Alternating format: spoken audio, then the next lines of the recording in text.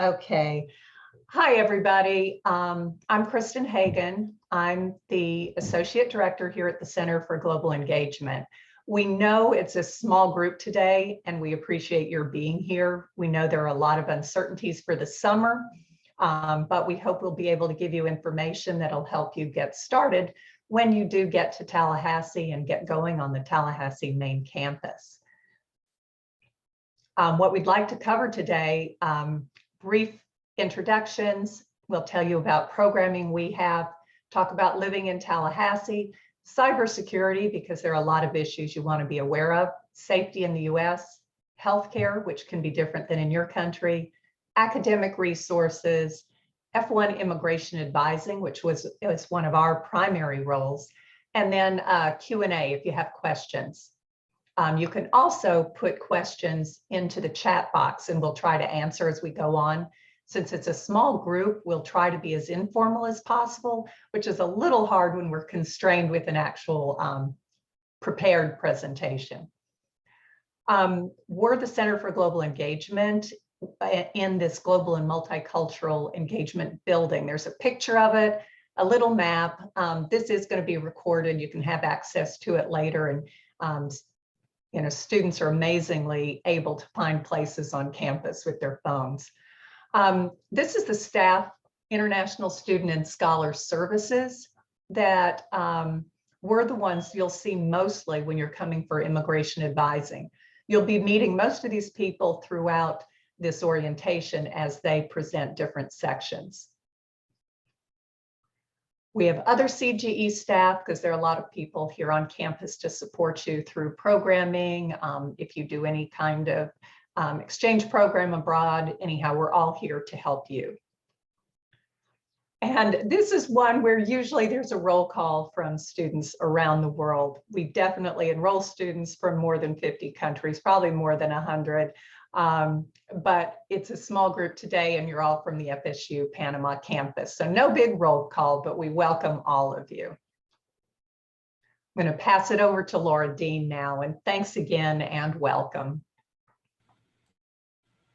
Good morning, everyone. Thank you all so much for being here. Really appreciate you taking the time to learn about FSU and all that we can offer at the Center for Global Engagement as well. As Kristen mentioned, my name is Laura Dean. I am the CGE Programs Coordinator, so I do all fun activities for you to engage socially, academically, and otherwise on campus. And so I'm going to go through a few of those opportunities with you right now. So for the summer months, we will have our continuous English Conversation Club. If any of you want conversational support in your English language learning, this is a great place to do that. We bring in domestic facilitators to guide conversation. Over the summer, it will be virtual, so you can just hop on a session whenever it suits your schedule. But over the summer, we'll be doing Monday, Wednesdays, and Fridays from 4 to 5 p.m. In the fall semester, we will be going back to in-person, and it will be hosted in our building, in the Global and Multicultural Engagement building, Mondays through Fridays, 4 to 5 p.m. We also have our signature event, International Coffee Hour. It's held every Friday of the fall and spring semester from 5 to 6:30. It's a great opportunity to come and connect with students, faculty, and staff, both domestic and international. Try a snack from a particular part of the world, and just relax at the end of the week. Over the summer, we will be hosting 2 in-person, socially distanced ones that we will invite our international community to. So you just be on the lookout for those, but it will be Friday, June 25th and Friday, July 16th. Those are the 2 in-person coffee hours we'll host this summer. As for other events that we have, going on, we have a Meditation Mondays event if you would like to join and just sort of reset your mind as the week starts. Over the summer, we'll be hosting them virtually, and it's just a live 30-minute guided meditation hosted by our lovely Michelle Lawson, one of our great CG staff members. And so we'll be doing that every 2 weeks of the month. So May 3rd, 17th, June 7th, June 21st, July 12th, and July 26th. So if you're interested, please connect to me and I'll be sure to share with you the information of how to sign up. But of course, this is by no means all of the events that we provide. We have plenty of other, both virtual, in person, as we're transitioning back to in person. So please do check out our website and as well as our social media accounts to kind of keep track of all of that, what we're doing and how you can engage with us further, since these are just a very basic overview of all that we provide. And I do want to highlight two very important resources for you that we hope you will engage with as you start your journey here. One is our Canvas page that's specifically a Center for Global Engagement Canvas page that you all will be added to. And on that Canvas page, you'll have immigration updates, upcoming programs, but most importantly, we've collected and curated some video resources and content that we think is very important for you all to know and understand. And it's with different departments around campus that we think are valuable to you all. So you all can watch these brief interviews with these different departments and how they cater to you as international students. And then we also have our monthly international student newsletter. And if you ignore all other emails that you get in a day, this is a very important one to get and read, besides the ones that come from Synopsis for your immigration updates. But it'll include immigration updates. It'll have all of programs, resources, workshops, anything that's relevant to you as an international student will be included in this monthly newsletter. And it's just sent once a month. So it's not too overwhelming in terms of content being sent to you via email. And you will automatically be sent those, so you don't have to register for it. As for something else to highlight, the Greater Campus welcomes students through welcome.fsu.edu. That's just the site that you can visit for the myriad of different events and things going on to welcome students to campus. It's a really great opportunity for you to get to know the various areas of campus, connect with your peers, and just enjoy your time at FSU as you start off your journey here. So do be sure to visit the web address, and it'll tell you all of the events, whether they're virtual or in person, and all that you can engage with and while you are here. Beyond that, also, we do still have a virtual platform for many of our resources and programs. So if you're interested in learning more about those, please do visit studentaffairs.fsu.edu/virtualfsu. And that houses all of the things that are virtual, hosted by FSU and the Greater Campus. And as I mentioned, you can connect with us in different ways. We do have, what's different to the monthly newsletter is a weekly newsletter that's sent out to all of our campus partners and interested individuals. So if you want something a little bit more frequent from us, then you can sign up for the Global Connections Weekly newsletter. We also are on Facebook, Instagram, and Twitter. So if you prefer to engage with us on social media platforms, that's the best way to do so. And you can follow us at FSU CGE. If you have any questions regarding programs or are interested in learning more about how you can get involved at FSU, I'm always happy to answer those questions, so you can just connect with me directly. All right, and now I'm going to go and pass it on to Quinn, who's going to talk about living in Tallahassee. Thank you, Laura. Hello, everyone. I believe most of us have already met when we were in our pre-arrival session, and I recognize all of your names, so I've worked with all of you via email, but it's nice to finally meet you. Again, my name is Quinn O'Brien. I'm an international student advisor here at the Center for Global Engagement, and I'm going to talk to you briefly about living in Tallahassee and just what you can expect when you do transition to our campus. So give me just a moment. We're just handing over control here. Okay, perfect. So one thing to keep in mind is that most of the activities that we're showing you today are going to be pretty significantly impacted by COVID-19. I will tell you that things are much, much better than they were a year ago this time. So things are definitely on the upswing. But with that in mind, we are always going to encourage you that you do social distancing and CDC approved protocols. So wearing your masks, making sure that you're just kind of following all the guidelines that everybody's kind of already used to, but we still just want to make sure that you're keeping those in mind when you do arrive on campus. There will be updates issued by FSU, and there will be updates issued by the city of Tallahassee when it comes to events and just kind of other protocols that you can follow. But just keep in mind that what we're showing you today is just a little bit of what there is to offer. There is quite a lot of things that you can do when you're in Tallahassee. So one of the first things you should do, if you haven't already, is download the My FSU app. So you can see the ITS section right here. You can actually just go to the ITS website and download it. But honestly, if you just go into either the App Store or Google Play and you just type in My FSU app, it'll be right there. It's very, very straightforward, and it's a great app to have. It lets you do everything from review your academics, look at your holds, get making payments for tuition and things like that. A bunch of tools that you can use, and it's a way for you to stay in touch with campus. It does also have alerts. So if there's like some bad weather coming or just something else that you need to be aware of, it can all get kind of sorted through that app. So we do strongly recommend that you have that kind of ready to go when you do arrive. So one thing that FSU and Tallahassee in particular has a lot of is food, and there's a lot of great places that you can go. Right now, if you go to dining.fsu.edu, you can actually see the list of all the available dining locations. This is just an example of a map that shows like the university specific places you can go. You've got cafeteria style dining, you've got restaurants, you've got themed places. There's quite a few places that you can just go on campus. And if you're looking for just basic great food, there's things like Chick-fil-A on campus. You've got a lot of options available to you. Again, this is something that you can also track through your MyFSU app. Do keep in mind that with everything going on with COVID right now, there's likely going to be some sort of protocol in place. So there's going to be a certain amount of people allowed in at a time. You're likely going to be asked to wear a mask, things like that. So just let us know if you do have any questions about that. And as Laura just said, if you do have any questions during the presentation, feel free to send them, and I can try to answer them specifically, or if there's anybody else who does have questions as well. So transportation. So the best resource that's probably going to be available to you is the bus system. As FSU students, you have free access to all of the buses. You can use either Translock through Star Metro or the Star Metro Planner to see where the bus stops are, to see a live view of where the buses are. You can track them on the app itself. You can plan out your routes, you can plan out pickup times.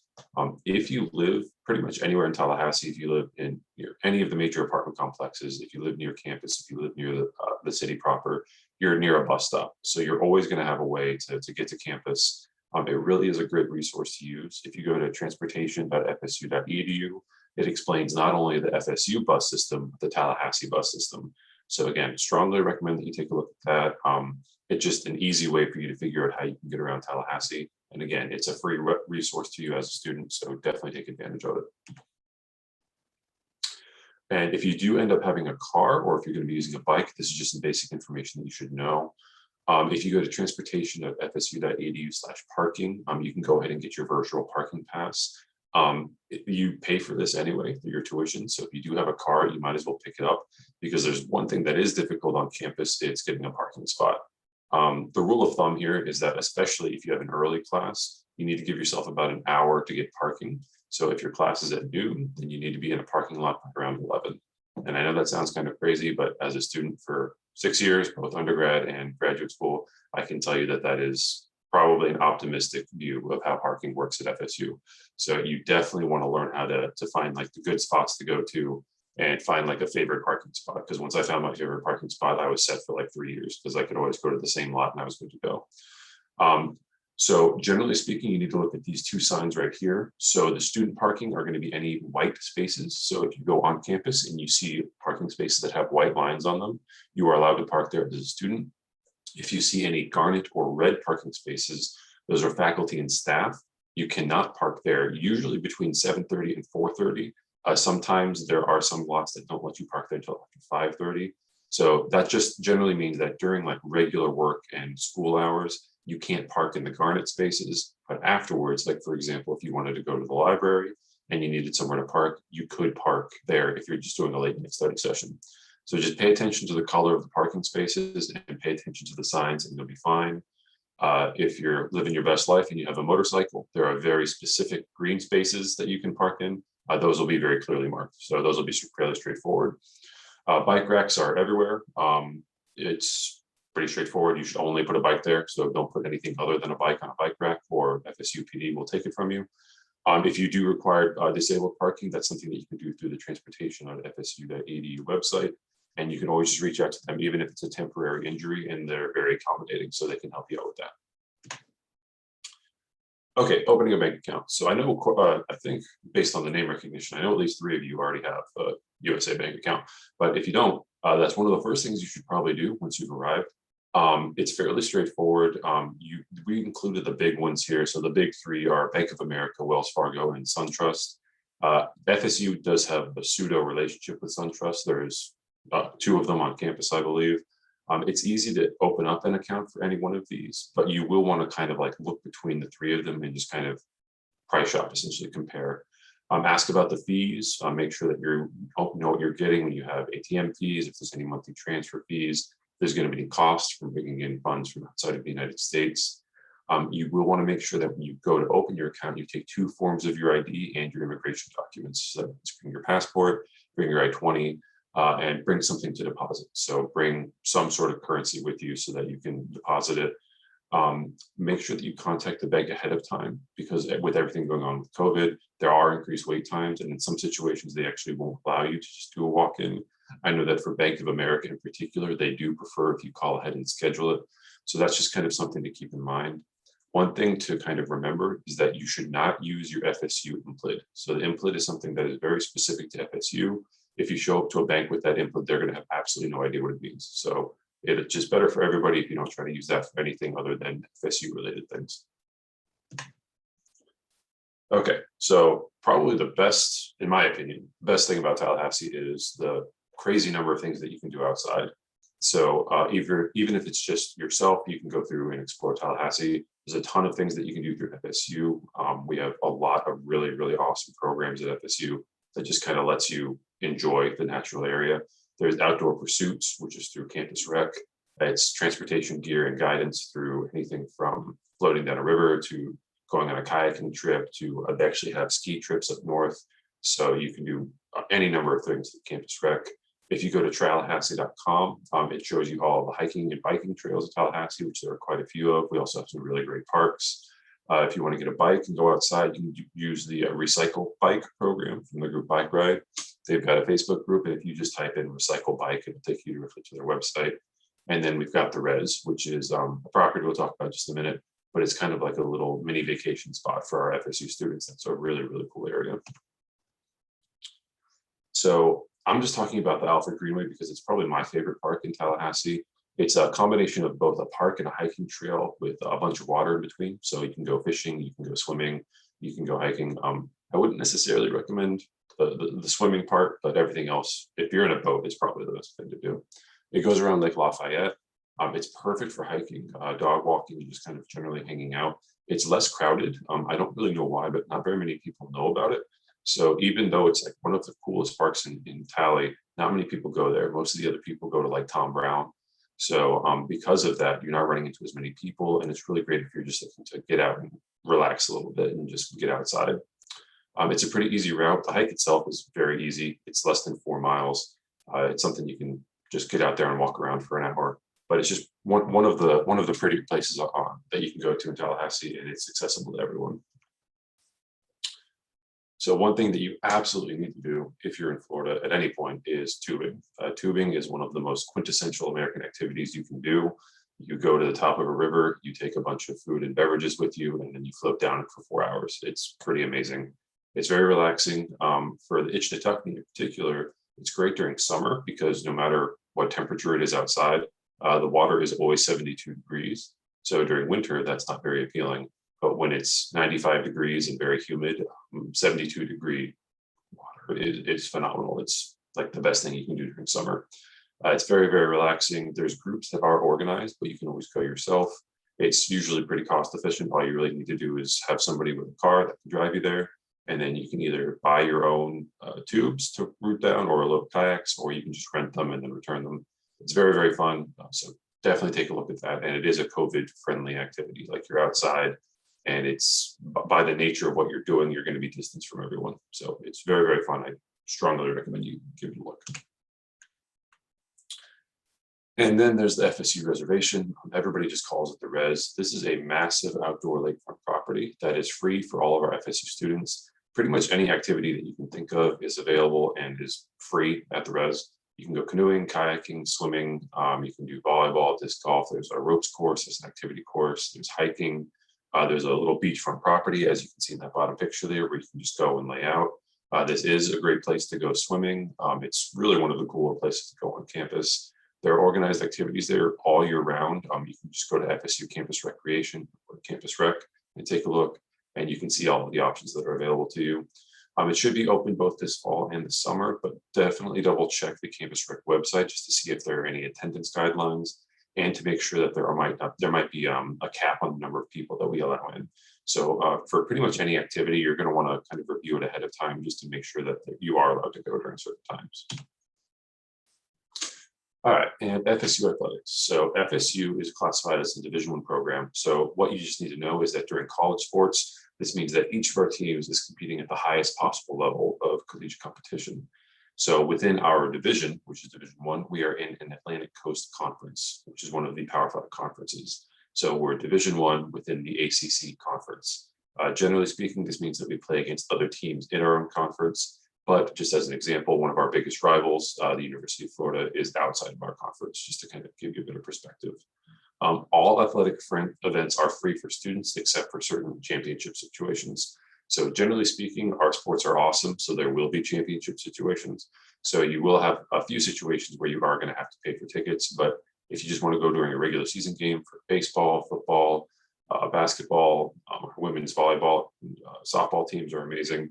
All of those are free for you. You just either have to show up with your FSU ID or you have to sign up for tickets ahead of time. We're still trying to determine what COVID-19 will have, what impact COVID-19 will have on sporting events. Guidance for that will probably be released later this summer, just especially for fall sports, just because a lot of the fall sports do have the most kind of attendance-based activities going on. So keep an eye on that.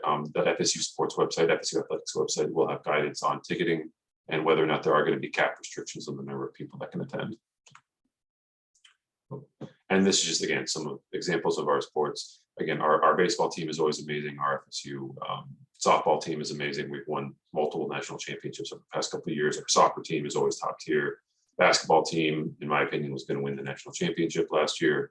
Our football team has seen better days, but we're always optimistic. And besides, we won a national championship a few years ago, so we're still kind of walking that off.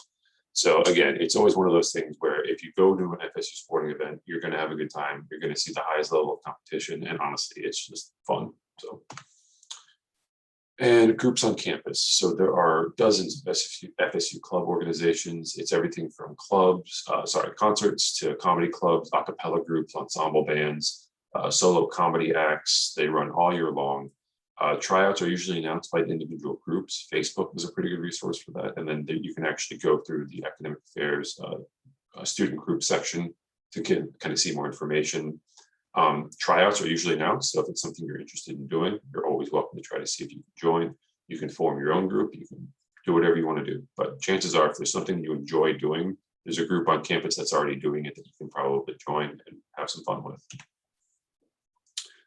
Okay, best thing on campus, hands down, we have a circus, and it's amazing.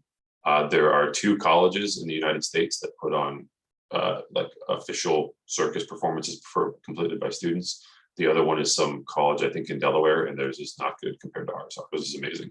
So if you're going to go to anything on campus, you need to go to the FSU Circus, particularly the Halloween show. So if you're going to be here in fall, if you're going to be in Tallahassee during Halloween, you need to go to the Halloween Circus show. It's phenomenal. Everybody dresses up.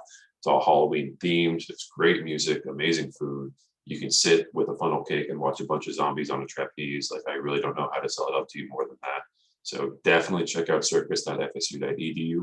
Again, there's very likely going to be some impact based off of COVID-19. But if you can show up early enough and get tickets, it's one of those things that you just have to go to when you're on campus. It's a rite of passage. And then just general Tallahassee events. So Tallahassee has a lot of like really cool focused events throughout the year. Again, obviously with what's going on with COVID, that's kind of been on a back burner for the past year or so. But as more and more people are getting vaccinated, we are starting to see these events kind of open back up. You've got everything from First Friday, which is that picture on the top right, or top left rather, which is when you have essentially all of the artists in town get together and show off what they've been working on, to different cultural events, themed events like concerts and food-based events. We've got the Jingle Bell Run at the bottom right, which is when everybody goes out to the cold and runs for a 5K wearing jingle bells. Not really my thing, but you know, if you want to go out and run in the cold, be my guest.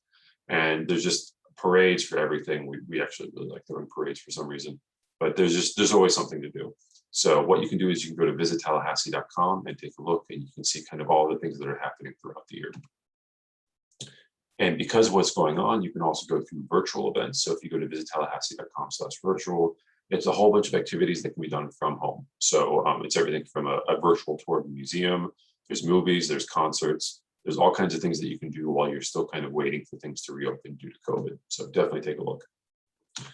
And I think with that, we are actually going to switch over to our cybersecurity section.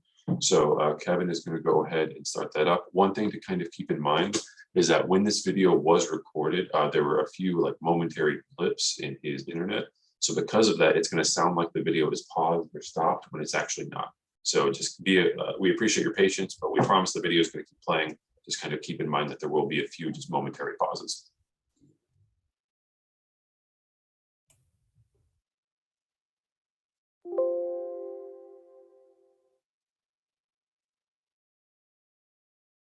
Hi, welcome to Cybersecurity.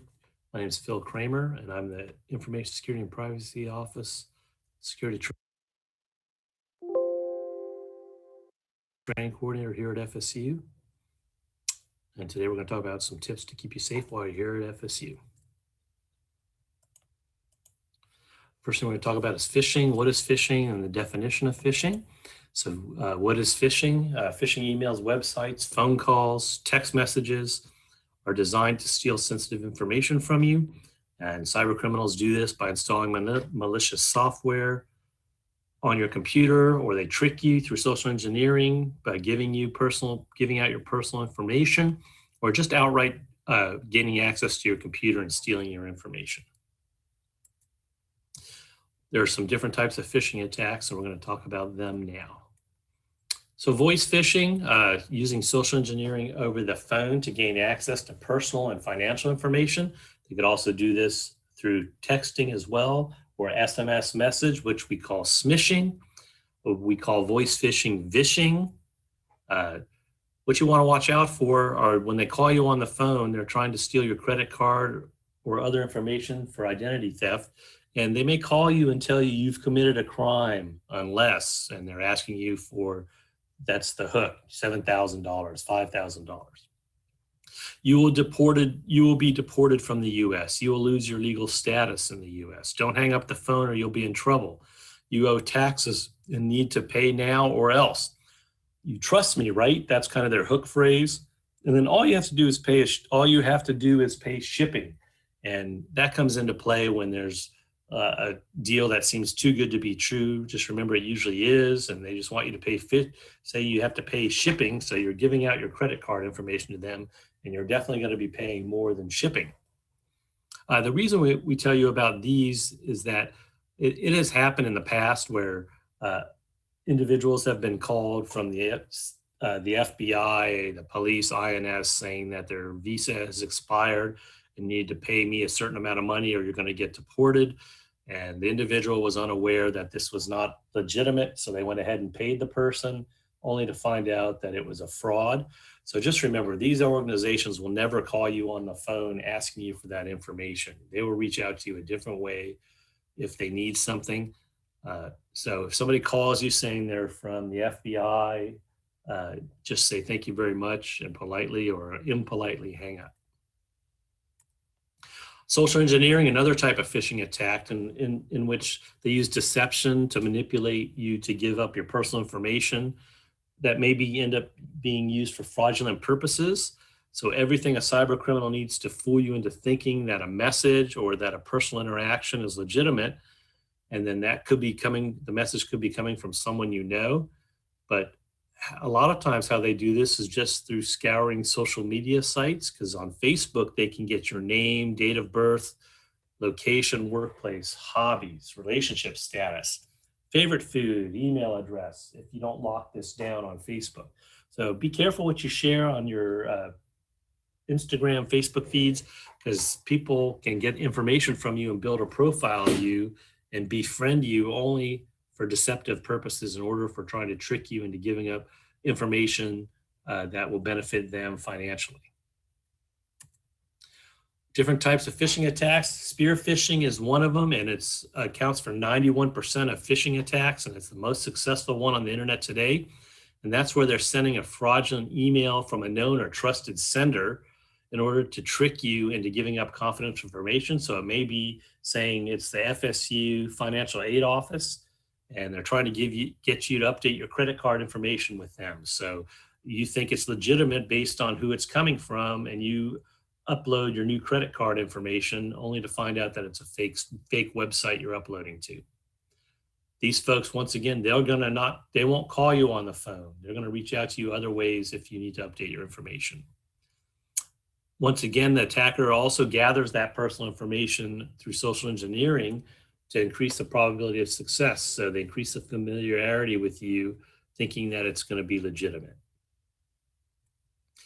Clone phishing is another big one that we see. It's where they actually replicate a legitimate previously delivered email and replace that link inside that email with a malicious version of a link, or a link going somewhere else, not to where it said it's going.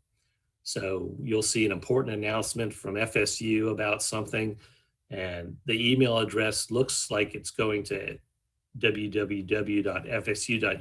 but when you hover over it or long click on it, you'll see that it's going to fsu.lt.edu,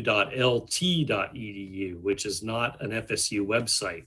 That is a website that is going to be malicious.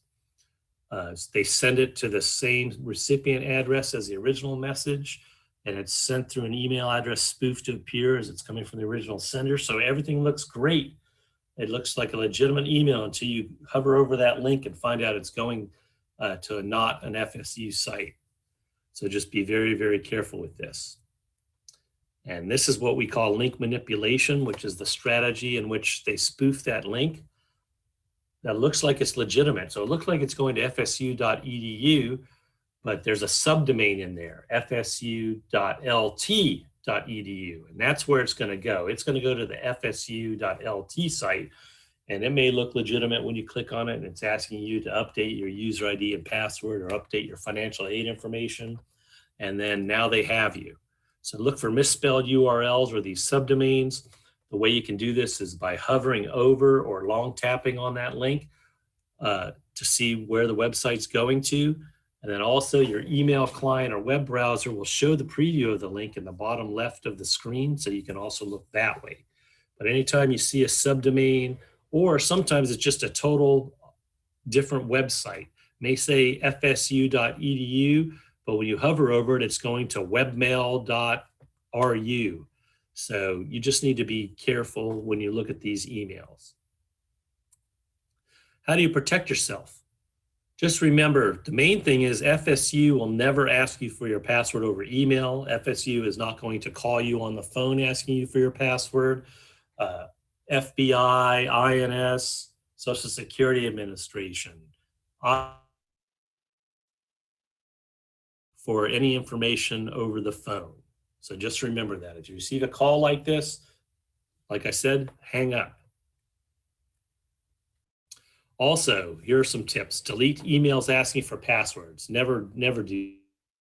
Email saying you need to update your password, just delete it right away. You can also send those to our abuse@fsu.edu email address. That's where we gather all these phishing emails and decide whether or not. And if we see a common email going out, we put it on our ISPO website. The address will be later in the slide presentation, into our fish tank, where you can go and look at the phishing emails to see if it's one that you've got that you know is bad.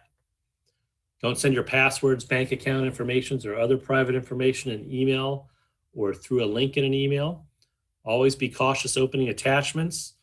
If you're not expecting an attachment from someone and they send you something, don't feel bad if you check with them and ask them, did you mean to send me this? Because the attachment may be installing malicious software on your computer when you click on it. So you need to be careful. Always contact the bank, credit card, or company with whom you're doing business. If someone from there calls you saying there's something wrong with your credit card, you want to make sure someone didn't find out you bought something from a certain website and is calling you to get your credit card numbers so they can use it for their personal gain. Hover or long tap links in the emails to make sure that the URL in that email is going to where it says it's going. Always look for that HTTPS and a lock icon in the website address bar before you enter any private information into a website form. If it's asking you for credit card or password information, if it doesn't have the HTTPS or a lock, that means it's not secure and you're sending your information through the internet in clear text that can be captured. This show, if it has the HTTPS and a lock, it means it's encrypted. So it's being guarded.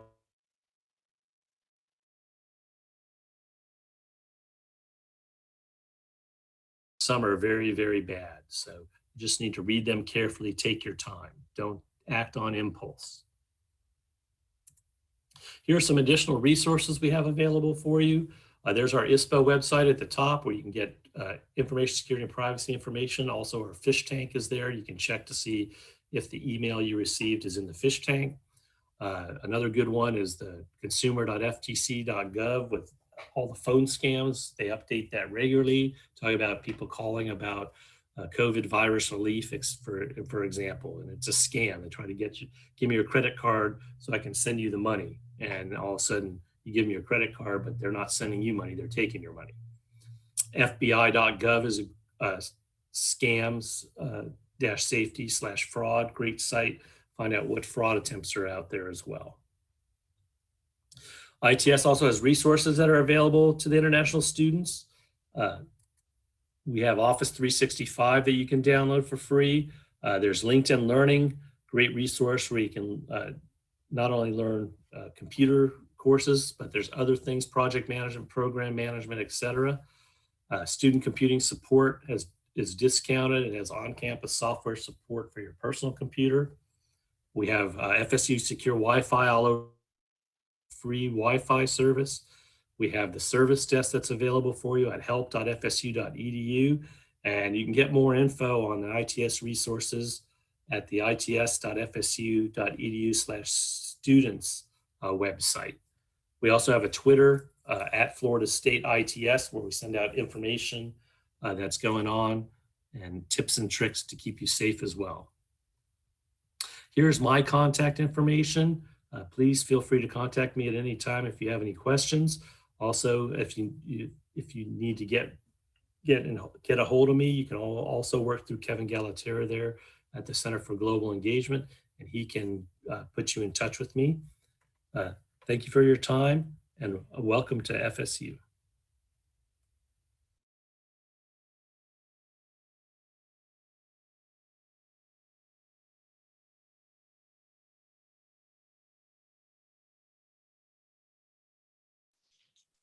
Okay, we'll move on to our next presentation for today. My name is Angelique Stevens. I am one of the F1 advisors at the Center for Global Engagement. And today I'm going to talk to you about safety in the US as you prepare your transition to come on campus. Okay. The biggest thing we want you to be aware of, this is a slight reinforcement from what Mr. Kramer mentioned in the previous presentation, is phone scams. You might get phone calls pressuring you to do things such as pay money. And that will be from people who are pretending to work for a US government agency.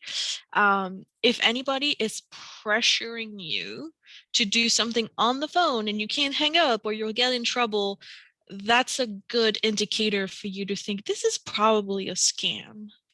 I mean, one example is the tax agency for the US, the Internal Revenue Service, IRS.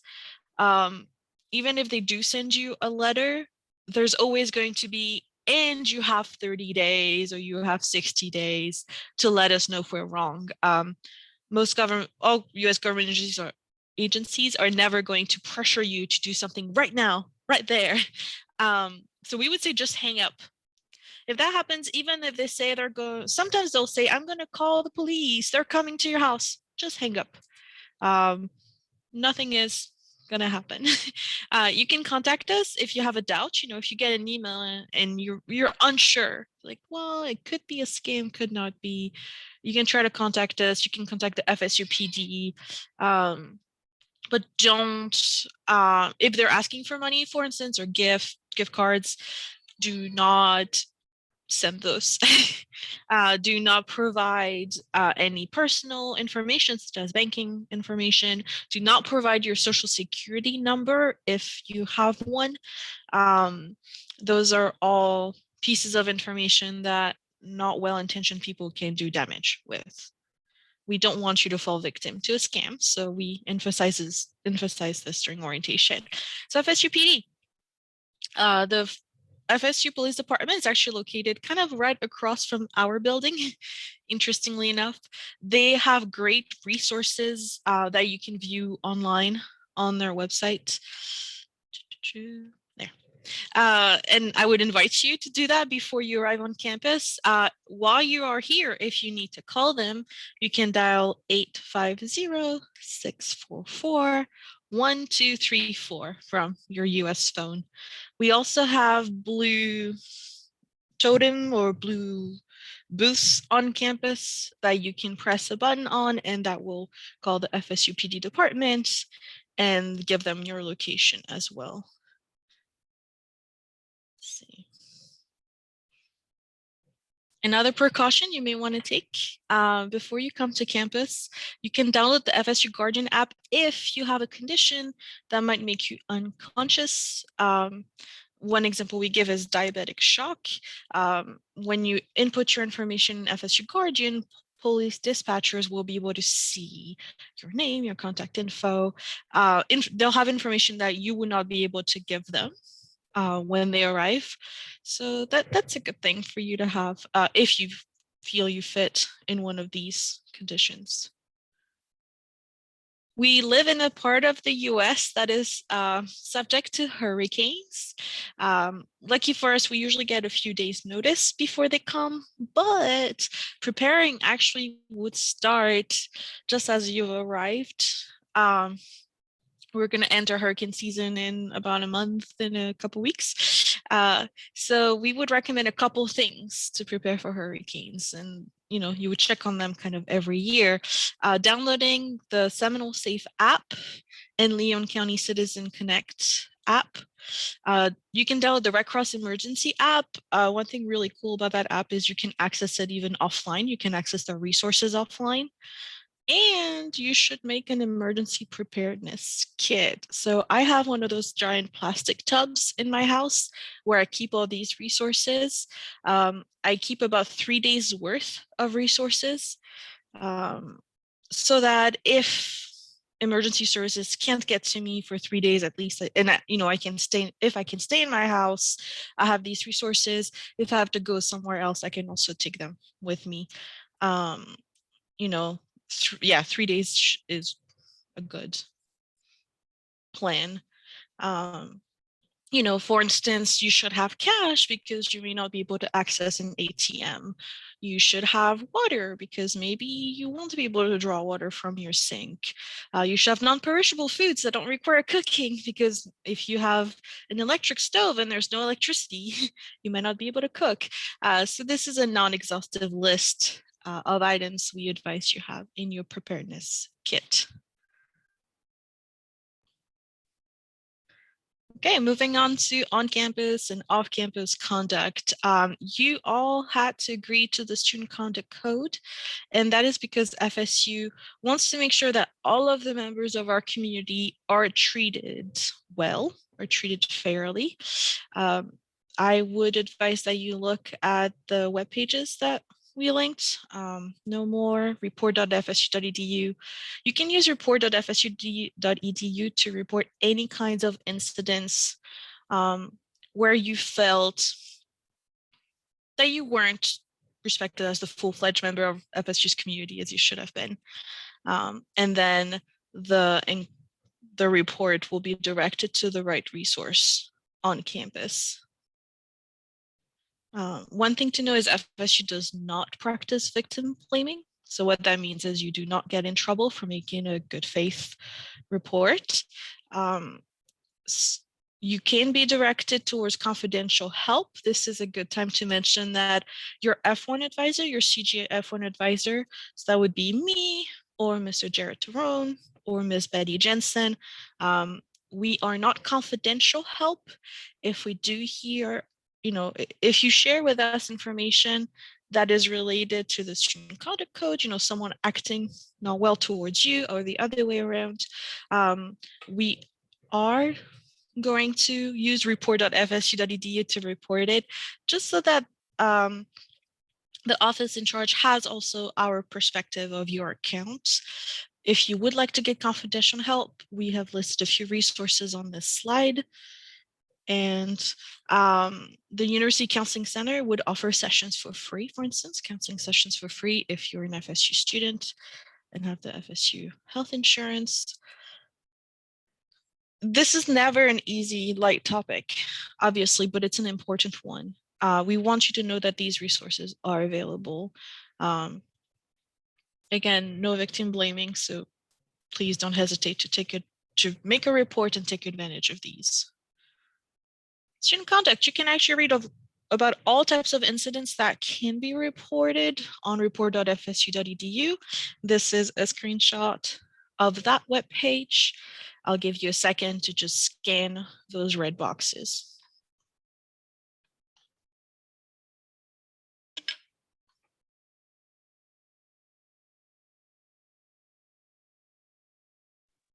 Okay, and they do remind you that if you are in a situation that is an emergency and needs immediate attention, call FSU PD 850-644-1234.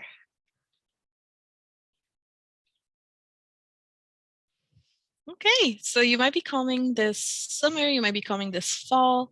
A couple of coronavirus related pieces of information is at this point, you will be required to wear a mask when you are on campus in public, and you would have a 6-foot distance from other people in the classroom, for instance. You should limit time in public settings, avoiding crowds. And after you've arrived in the US, the Centers for Disease Control recommends a short quarantine of 10 days. That can be shortened to 7 days if you take a test and it's negative. All Florida residents are eligible to get the coronavirus vaccine. So if you haven't been able to do so in Panama, by the time you arrive and do your 10 days or 7 days, you could also try to get an appointment if you wish. So just a recap of all the resources available to you. For life-threatening emergencies, so you are bleeding, you have to go to the hospital, always call 911. For non-emergencies, you can call the FSU PDs, as in not life-threatening emergency. The non-emergency phone number is 850-644-1234. If you are going through the US Customs border and one of the government agents needs to get in touch with our office for any verification purposes, they can call our front desk phone number at any time of the day. If it's outside of business hours, our voicemail will give instructions on how to reach us. We also give you the University Counseling hotline. They have a similar system that if it's outside of business hours, the calls get, you can get redirected to talk to someone. And we also want to make sure you're safe. So at night, if you wanted to use the yellow cab system in Tallahassee, you would call 850-999-9999. And as far as I'm aware, you can use them for $5 with your FSU ID, but you can confirm with them when you book the ride. Thank you very much for your patience. I'll pass it on to my colleague, Ms. Tanya Shad. Hi all. This is the time where I would normally in real life ask everyone to stand up and stretch for a second. So in the virtual world, if you could just turn on your cameras for a second, wave at us and stretch for a minute. We just want to see your faces for the first time today. That would be nice if possible. If you have that capability, that would be great. Just gonna give you a couple of minutes here to say hello, stretch, just wave. No, no one's gonna take me up on it. There, no, no. Aw, aw. Oh, there we go. Yay, thank you. Just a little stretch, a little wave. Hi all. It's good to see you. Thank you so much. I appreciate it. We'll get together a little bit at the end too and say hello, answer any questions. But as we go today, please feel free to put in the chat any questions you might have. All of this information is terribly detailed. I know you might need to come back and look at it later. But if you have a quick little, I don't understand what you just said, please go ahead and put that in the chat. We have plenty of time. We can stop and address those questions. So I'll get started. The reason I do insurance is because I used to manage a visa status that that it required insurance. And so we had to check on insurance regularly, monitor insurance, look at insurance documents. But we're not the experts on campus. That is the health center. So the health center can provide you a lot of information. This is just kind of a brief overview, so you know what that's all about. This is what the health center is going to look like once you get here.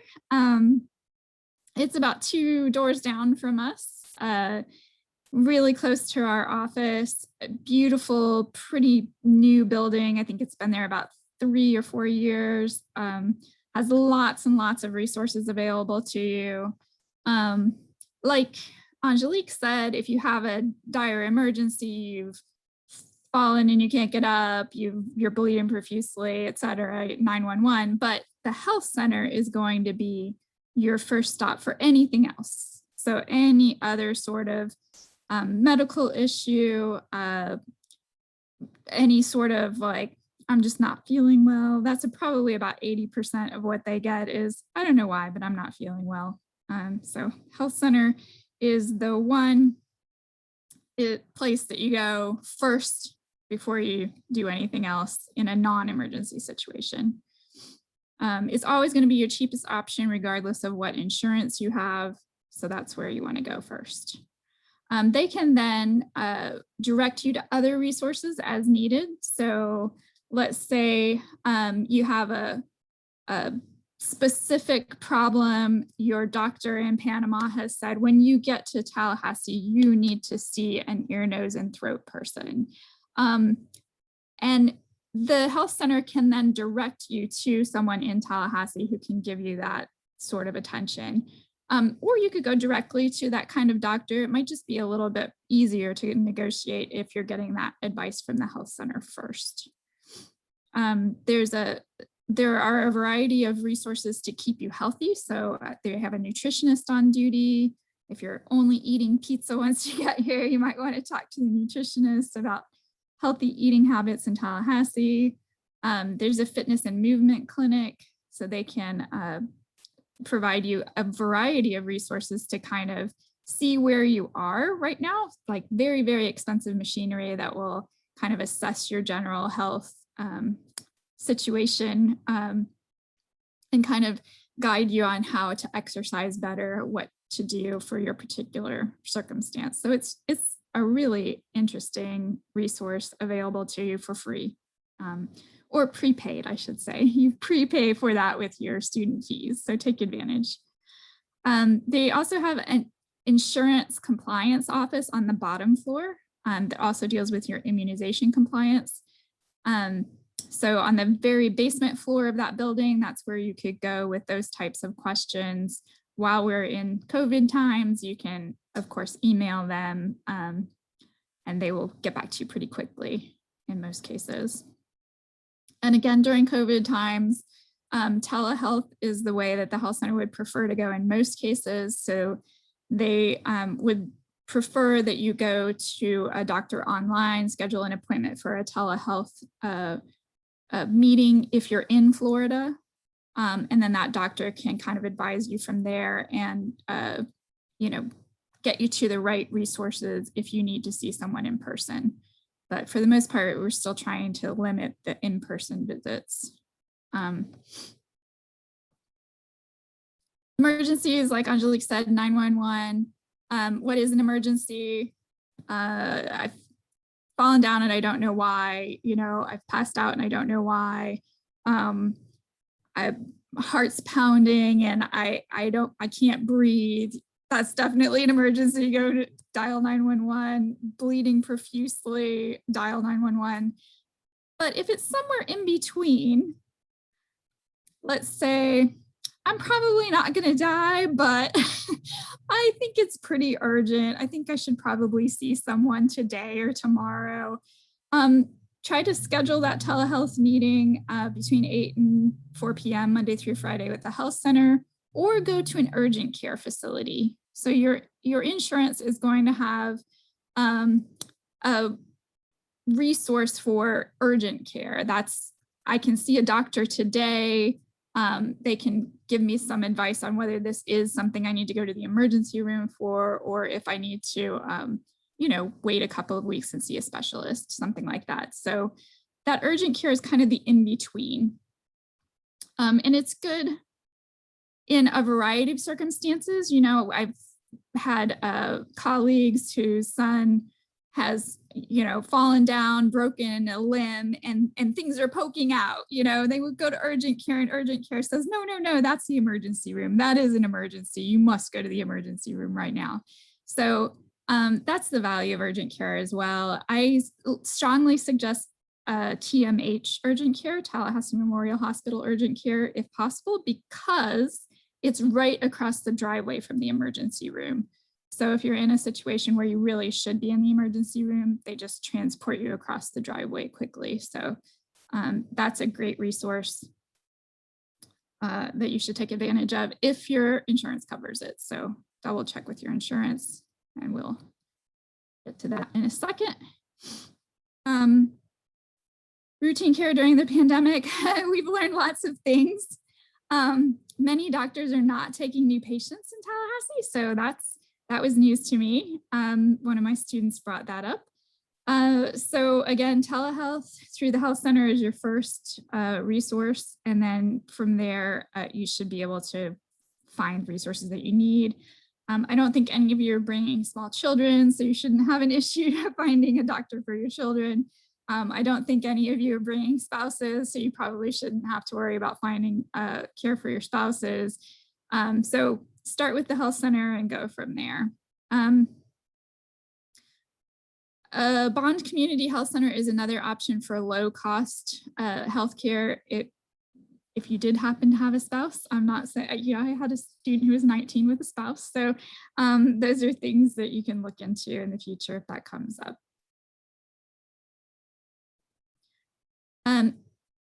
I do have a little to-do list for you. I know you have many to-do lists, but these are just some things that we're going to go over today to keep in the back of your mind, things that you'll need to do when you get to Tallahassee.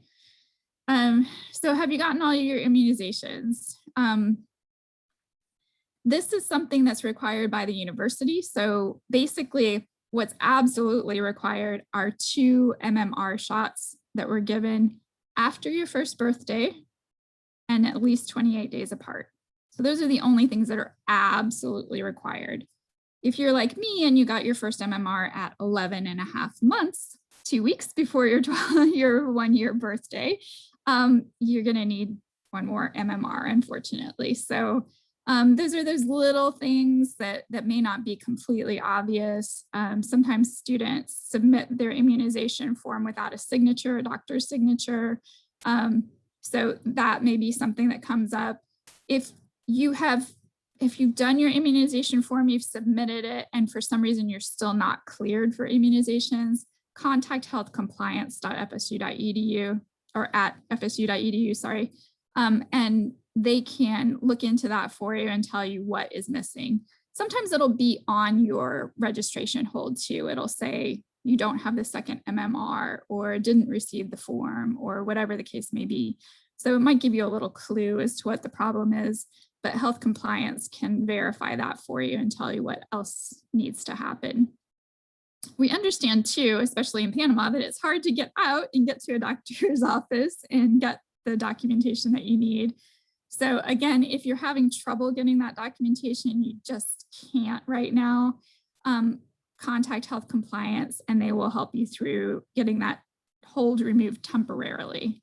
they're going to put it back on your account at some point in time. That is a university rule. So keep that in mind. But right now, if you absolutely can't get those immunization records, then check with health compliance. They'll get you through that. And if you have one MMR already, you have documentation of it, your doctor signed off on it, but you need a second, health compliance can take off your hold temporarily based upon that first one, and then you can get the second one when you get here, or whatever the case may be. There's ways to get around that. If you have the FSU insurance, that will cover immunizations. It covers all of the required immunizations. It covers HPV recommended vaccinations through the health center. So the FSU insurance is quite comprehensive, and you can see those coverage details and many other coverage details in your brochure, your plan. I recommend that you look at that plan early in advance. I mean, what happens in a lot of cases is students have a medical problem, medical issue, are charged a bunch of money and they don't know why. And then they look at their plan brochure and find out, oh, I went to the wrong doctor, you know, it was out of network, or that's just a normal charge for this particular prescription, or whatever the case may be. It's good to know that in advance. So I would strongly recommend that you look at that plan brochure. This is the link to get to the FSU plan brochure. If you've decided on an alternate insurance policy that meets the Florida requirements, they will have a link to their brochure. And I recommend looking at that brochure before you purchase that alternate insurance. It's very important. It's going to tell you a lot about what they do and do not cover. One thing that's pretty essential to the US system is the network. So this is an odd concept, and it's basically, it's based upon the fact that we do not have any centralized government control of our healthcare system. All costs are controlled by the insurance companies, essentially. So the insurance companies go out to literally each and every healthcare provider and ask, hey, X-ray technician, will you take $250 for this type of X-ray? Or, hey, surgeon, will you take $10,000 for this type of surgery? And they do that for absolutely every possible condition with every possible provider. And that provider decides yes or no. Either I will accept all of these payments or I will not. If they say yes, then they become part of that insurance provider's network. If they say no, I don't like getting $250 for that type of X-ray, then they are out of network. They're not contracted with the insurance company. So the insurance companies are really trying to keep your costs down by establishing these relationships with the provider, putting all of this into a contract so that they know how much they're going to be charged, you know how much you're going to be charged, and it's predictable. There are some providers like anesthesiologists who are never in network. They just aren't, because you don't really have an option for who your anesthesiologist is when you have emergency surgery. So they can literally charge whatever they want at any point in time. They can charge $500 today and $5,000 tomorrow. So there are just some providers that unfortunately are just going to be out of network in all cases. So you do your best to try to find in-network providers and then, you know, deal with the charges from there. And we'll talk about that a little bit later. And just for some perspective on this, you know, you're paying, I guess, $3,000 a year for insurance. 80% of that goes out to medical costs. So they actually cover medical costs with that money. And then 20% is kept by the insurance company to pay for their computers and paper and health, their personnel, people who manage your cases, people who answer the phone when you call. So it's not, although the cost goes up every year and it does seem astronomical, just keep in mind that 80% is going right back out the door again to healthcare costs, and that is dictated by the government. So if they keep 25%, then 5% has to be refunded back to you, and the insurance companies do not want to do that. So they are really trying to keep that cost as low as they possibly can. Again, for some perspective, my insurance, for instance, between me and the university is about $700 a month. So we split that cost basically, and it's quite expensive. So 3,000 a year is not bad, actually.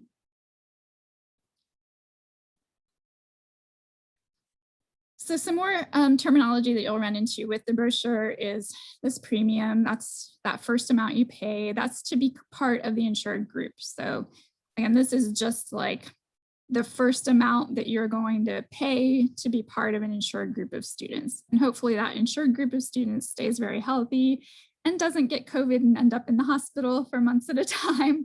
But that insurance premium can go up, does go up every year, based upon increased costs every year and usage every year. So we try to, but we are also bound to certain regulations to make sure that you have a certain minimum level of insurance, both by the state and federal regulations. Then your copay, this is a way to keep that premium down.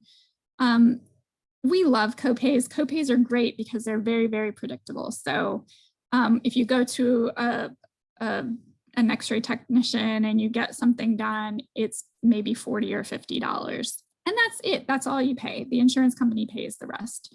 So we love copays for that reason, because it's not some kind of percentage that you're going to have to guess later. So do you know what your copays are? They differ between in-network and out-of-network most of the time. So although you can go to an out-of-network provider, sometimes you have to go to an out-of-network provider, that copay may be significantly more for that out-of-network provider. So double check on that. Deductible, we don't so much like, but this usually only applies to extreme situations. So someone ends up in the hospital, there's a $20,000 bill, that deductible is going to be the first amount that the student pays before the insurance company starts paying their percentage. And so that's just really meant to try to keep you out of the hospital as much as possible, honestly. And then, push you towards those copay situations that are more predictable and more affordable. Co-insurance is a split between you and the insurance company. So everything over and above your deductible for that terrible hospital experience that costs $20,000, you're going to usually pay 20% of that. The insurance company pays 80% of that. So it's just a way to keep the premium costs down from year to year. It really distributes more of the cost to people who are really using that insurance a lot, who need healthcare a lot more than others.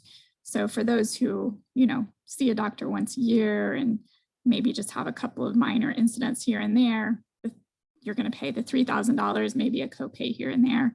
But someone who has a lot of healthcare needs is going to pay more of the bills. All insurance plans in the US have exclusions, and these are very important to know.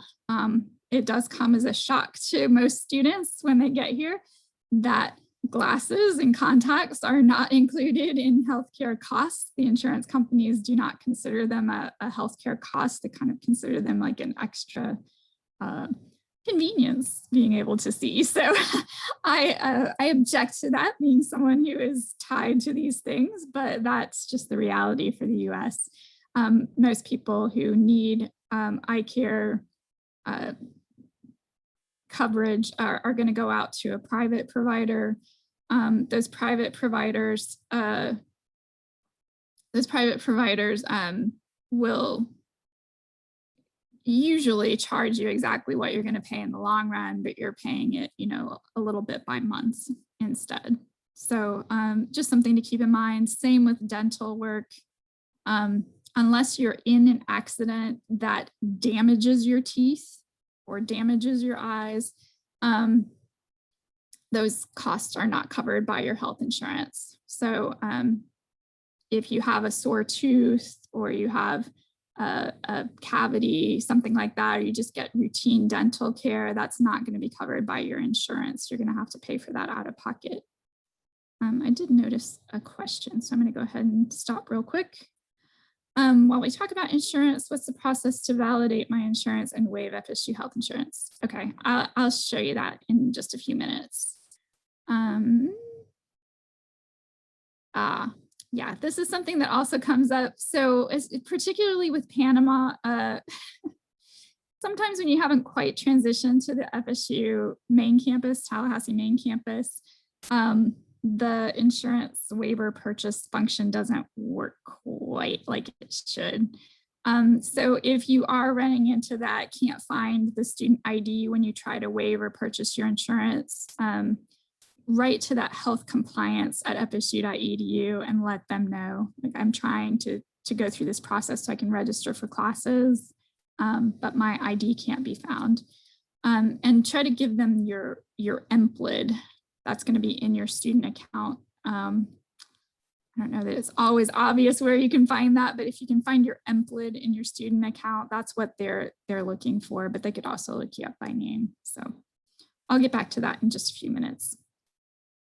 Health compliance at fsu.edu. That's who you write to for that issue with not finding the MPLID, the student ID. That's great. Feel free to chat. Anyone who needs a question answered as we go. This is really complex. So exclusion is just a couple more. Car accidents, if you're involved in a car accident, even if you're not driving the car, if you're walking across the road and you're hit by a car, that is covered by car insurance in Florida. So in those situations, be sure that you're getting the car insurance information for the person who caused the accident or who was involved in the accident. If you're in someone else's car, but they're not the one who caused it, go ahead and get their insurance information too. Get the other driver's insurance information.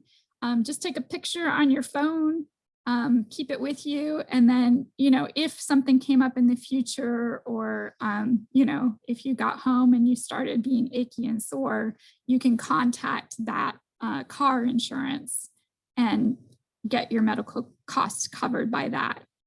You don't want that to go through your health insurance, because what happens in those circumstances is you show up in the hospital or a doctor's office and say, I was just in a car accident, here's my health insurance.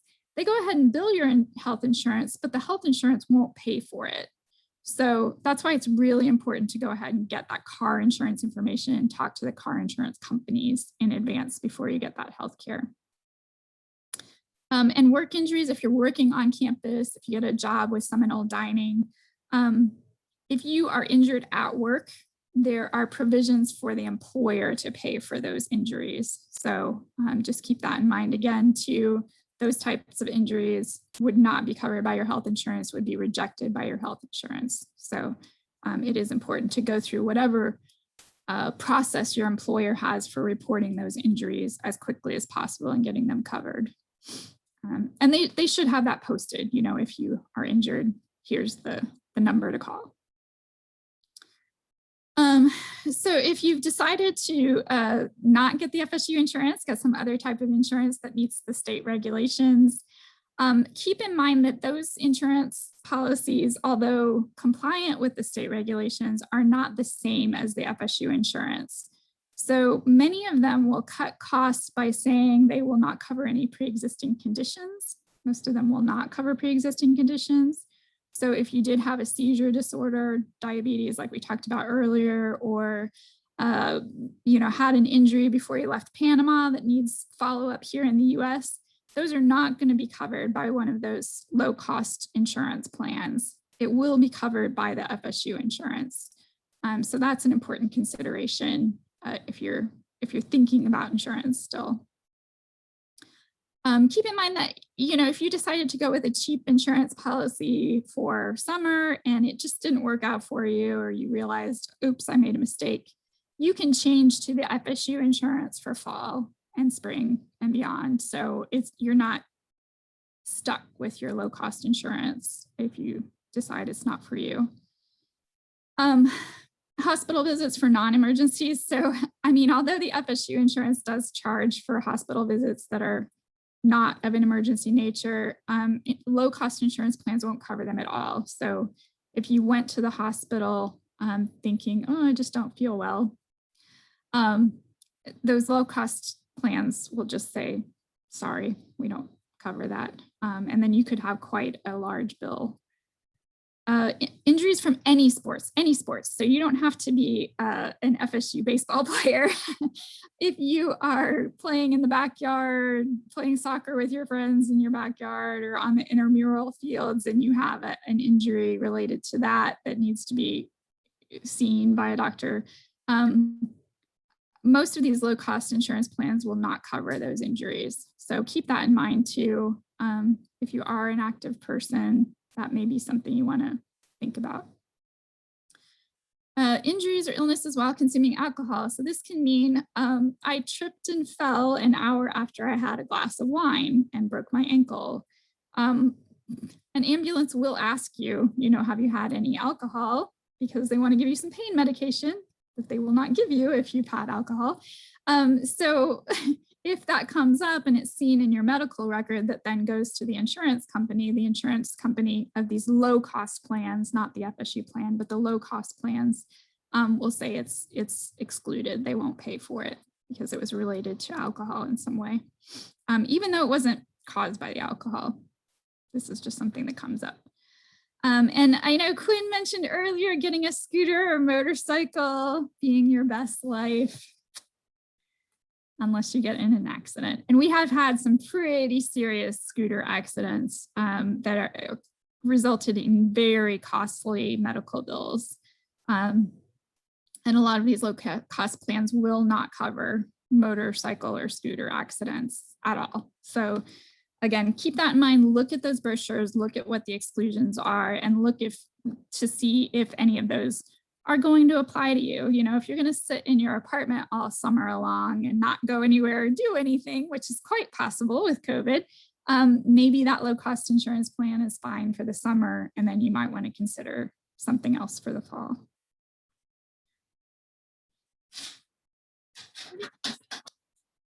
Sorry, it's taking a second.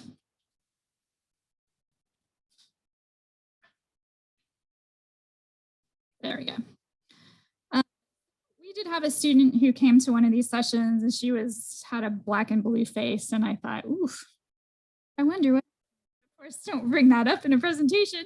And she had a circumstance that often comes up in Florida. So it was very, very hot outside. It's very humid. She hadn't had enough water, and she passed out, fell on her face, broke her face. And that was quite an expensive bill. She was rushed to the emergency room in an ambulance. And this is just kind of an example of what those costs might look like. So ambulance ride is about $1,200. That's a separate bill from the ambulance company. Having someone in the emergency room get the doctors that you need and schedule your x-rays and give you fluids, that's about $500. That's a bill from the hospital. Then that doctor finally comes in about 8 hours later and says, hey, you should have drank some more water and it's hot out. That's about a $500 bill that comes from the doctor's office. All of those tests that happen, those will come from different places as well, most of the time, from a lab that does blood tests, a lab that does x-rays and CT scans. So those are all important. They want to make sure that you didn't have a heart attack, that you didn't have an aneurysm, that something serious wasn't happening to you. So although this comes up all the time, it is important for them to rule out those life-threatening things that could cause you to pass out without realizing it. But nonetheless, that is going to be around a $4,000 bill. You would pay a $500 deductible. You would pay a $350 copay because you were not admitted to the hospital. So because they released you and said it wasn't an aneurysm or a heart attack, sent you home, that there's a copay involved with that. And then you pay 20% of the remaining cost. So just keep in mind that that premium that you paid early on, that $3,000 is a discount essentially. And in this situation, your bill would be around $1,500 or about a third of that bill. So it's good to have insurance. You wouldn't want to not have insurance in this case. But this is also another example of why you do not want to go to the emergency room for your routine care. You want to go to the health center or urgent care for any kind of like, or, you know, not great. I don't feel well. I should see someone, but not a life-threatening emergency. I think everyone would agree that this was potentially a life-threatening emergency, so this should have gone to the emergency room. But nonetheless, just an example of why you want to keep those visits to a minimum when you can. Okay, let's say you're in California and you didn't even think to look at your network providers in California before you left. So you were taken to an out-of-network hospital when you passed out. So the out-of-network charges, maybe they're the same, maybe they're higher. We don't know, they're out-of-network. But you would pay $1,000 deductible, you would pay a $350 copay, oops, sorry, and you would pay 30% of the remaining costs. I'm trying to get back to that one. Yeah, there you go. So you actually pay more than half of the bill in that case. So that's just an example of why you want to try to stay in network as much as possible, and maybe look up your hospitals as you're traveling too. Make sure that they're in network.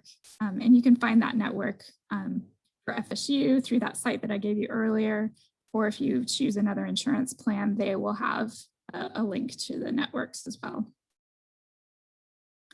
On our campus, we had an undergraduate student, an exchange student who was running to class. She was late and she fell down the stairs and broke her arm. And she broke it in such a way that she spent her remaining 6 months here in Tallahassee going to physical therapy every week. And they kept threatening to do surgery on her arm.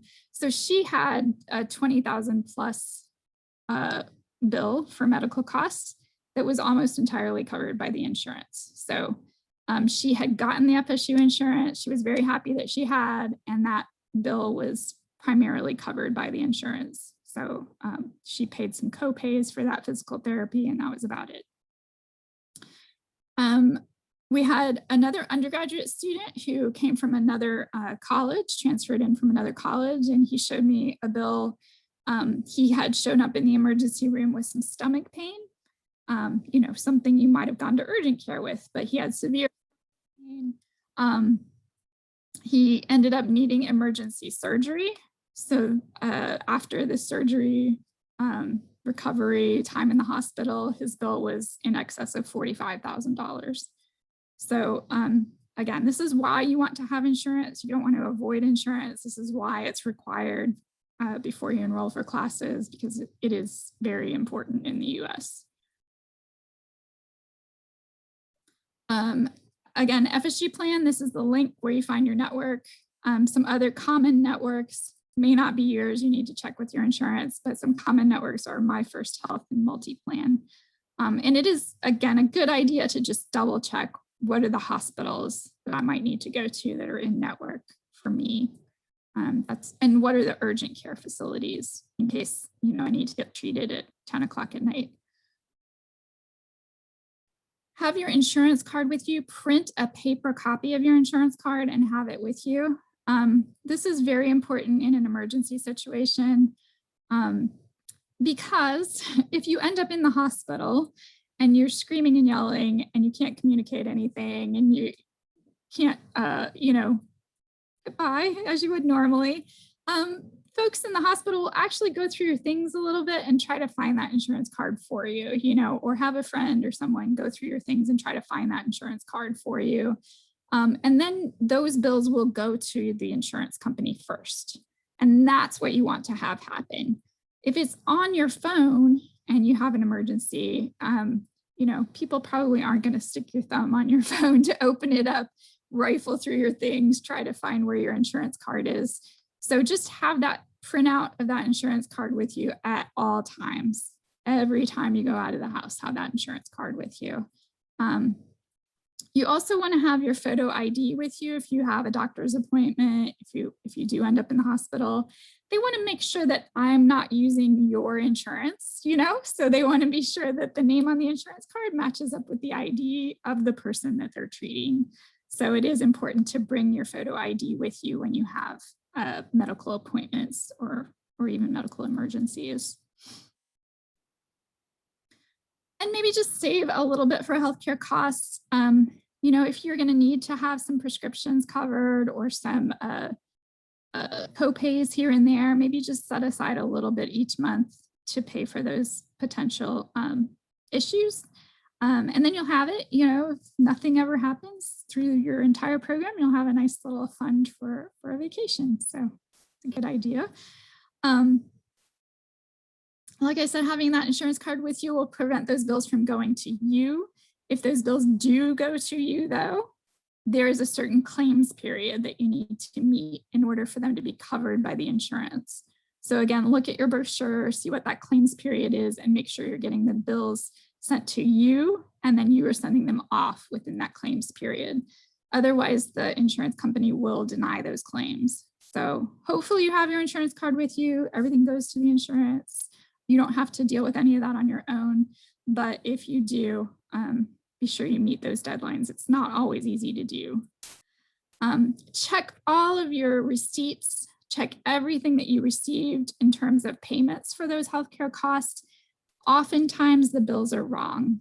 I ended up in a hospital in Georgia, a hospital I've never been to, and they charged me twice for literally everything I was treated for. So I had to go back several times to the insurance company and say, here, they submitted this again, and tell those healthcare providers, no, send it to the insurance company. Here's my insurance information. It's not me. So don't assume that those things are correct. Sometimes they are not. And if you still end up with a large bill at the end of all of this, you've had the co-pays taken out, you've had the deductibles taken out, you've had everything taken care of, and you still have a $6,000 bill, talk to those healthcare providers. A lot of times they will negotiate that down. So I'm just a poor student here in the US. I can't work for a living. I can't afford $6,000. What can you do for me? And sometimes they will write off quite a bit, cut it in half in some cases, say, well, just pay us $1,000 and we'll be done. So that is an option, as long as you have paid those copays and deductibles already. So that percentage is a little bit negotiable. So keep that in mind.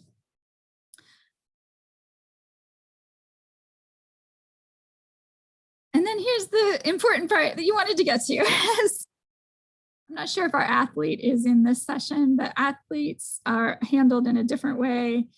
They talk to athletics about what the process is, what's covered, what isn't covered. That's important to know because the athletic coverage doesn't cover everything. So you want to know what it does cover for you. And they can help you through that waiver process. They can help you get an insurance card. You want to have that insurance card with you like everyone else. Everyone else who's not an athlete, you'll go to studentinsurance.fsu.edu and you can purchase the summer only insurance because you're starting in the summer. It may be a little bit difficult to negotiate right now because I know some of you started enrollment before summer, so it may look a little bit weird on your record for the health center. But if you run into problems and it won't let you do summer only, again, contact health compliance at fsu.edu and say, hey, I haven't been to the US before now, I need summer only coverage, and they will probably help you through that process.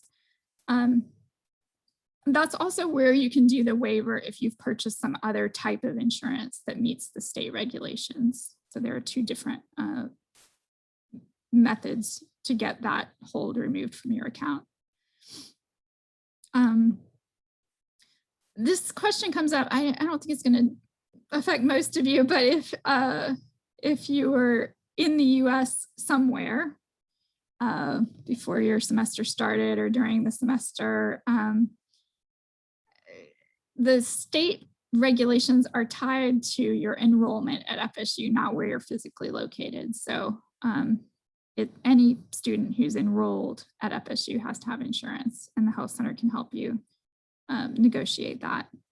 I think that is something that came up, maybe not with one of these students, but someone emailed recently, what if I'm not able to get to the US for summer? Like I don't have an in-person class. What happens with that FSU insurance if I purchase it? And the health center will work with you on that. So they will guide you through a waiver based upon your home government or home or residence coverage that you have in Panama. But like I said, all students are required to have insurance. So health compliance can help you through that process. Keep in mind that the summer only coverage is really only summer. So a whole new plan starts in fall, and you'll have a whole new set of holds on your registration for fall. So you essentially can enroll for fall once you're enrolled in main campus. So you want to be sure that that fall insurance hold is removed too by purchasing or waiving insurance based upon another plan. And do keep in mind that the coverage parameters change each August too. So that fall brochure is going to look different than this summer brochure. And you're going to want to review that too.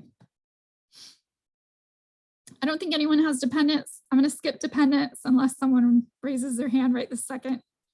Spouse or children, anyone? Nope. Okay, we're not going to worry about that then. Do update your FSU address as soon as you get to town. So as soon as you get to Tallahassee, it's very, very, very important for you to update your Tallahassee address in my.fsu.edu. That's your student record.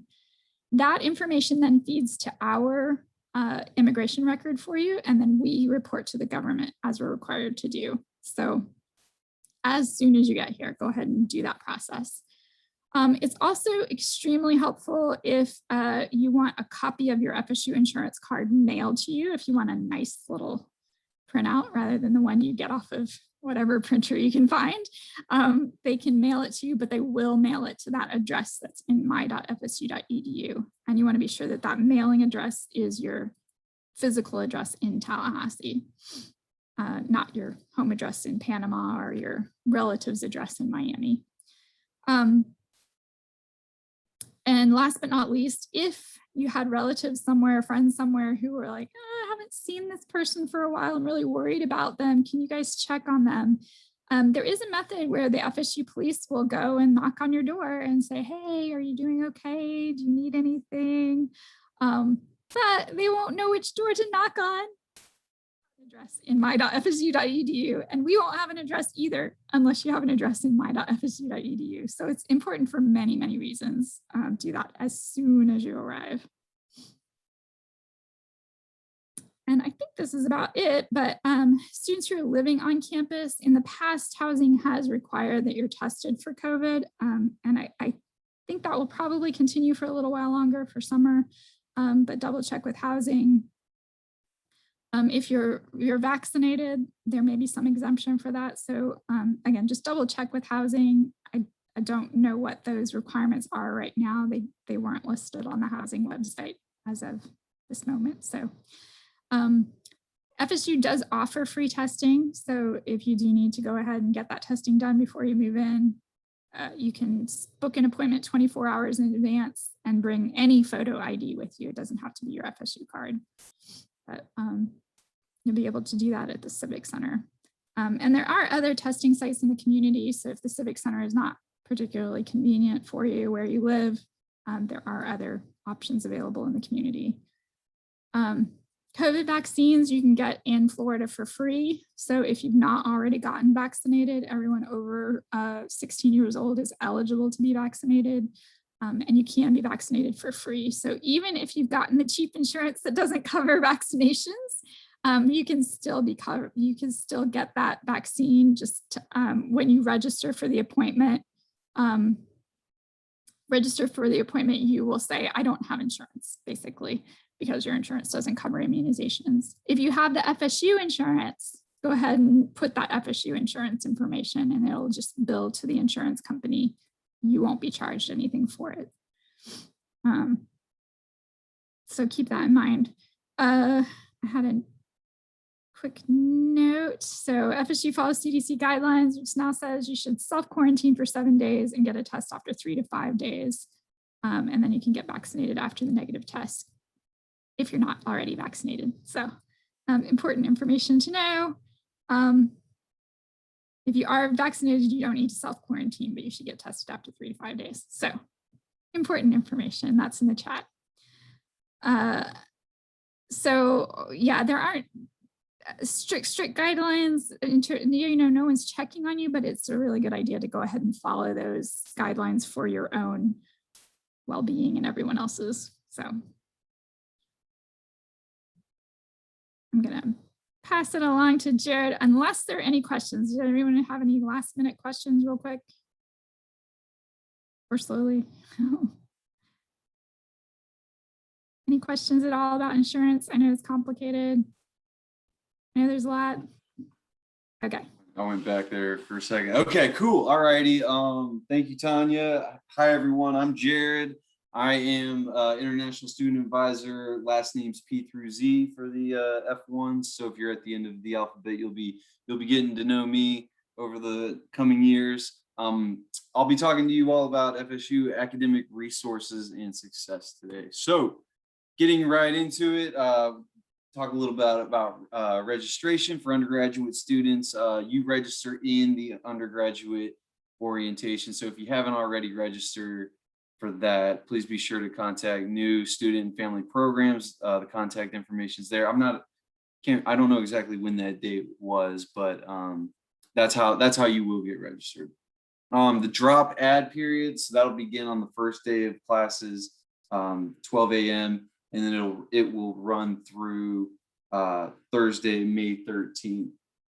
In terms of the late registration fee, let me see. I know that I had to look at that date yesterday. Yes, okay. Late registration fees. Late registration period is from May 10th to May 13th. So what that means is you need to have something on your schedule prior to May 10th. It can be one class, it can be any class. Tanya has coached me on this pretty well. Just make sure you have one class on your schedule before May 10th. Because if you don't have one class on your schedule by May 10th, you will get charged that late registration fee. So if you're not sure exactly about what you need to add, just make sure you have something by then. Also, you must attend the first meeting of each class or you may risk losing your place in that class. So keep that in mind, especially in terms of the in-person requirements. You'll need to physically show up to the in-person classes on that first day. Okay, moving along here. In terms of tuition and fee payments, campus housing insurance, FSU card replacement, library fines, parking fines, etc. That we'll cover a little bit of that here.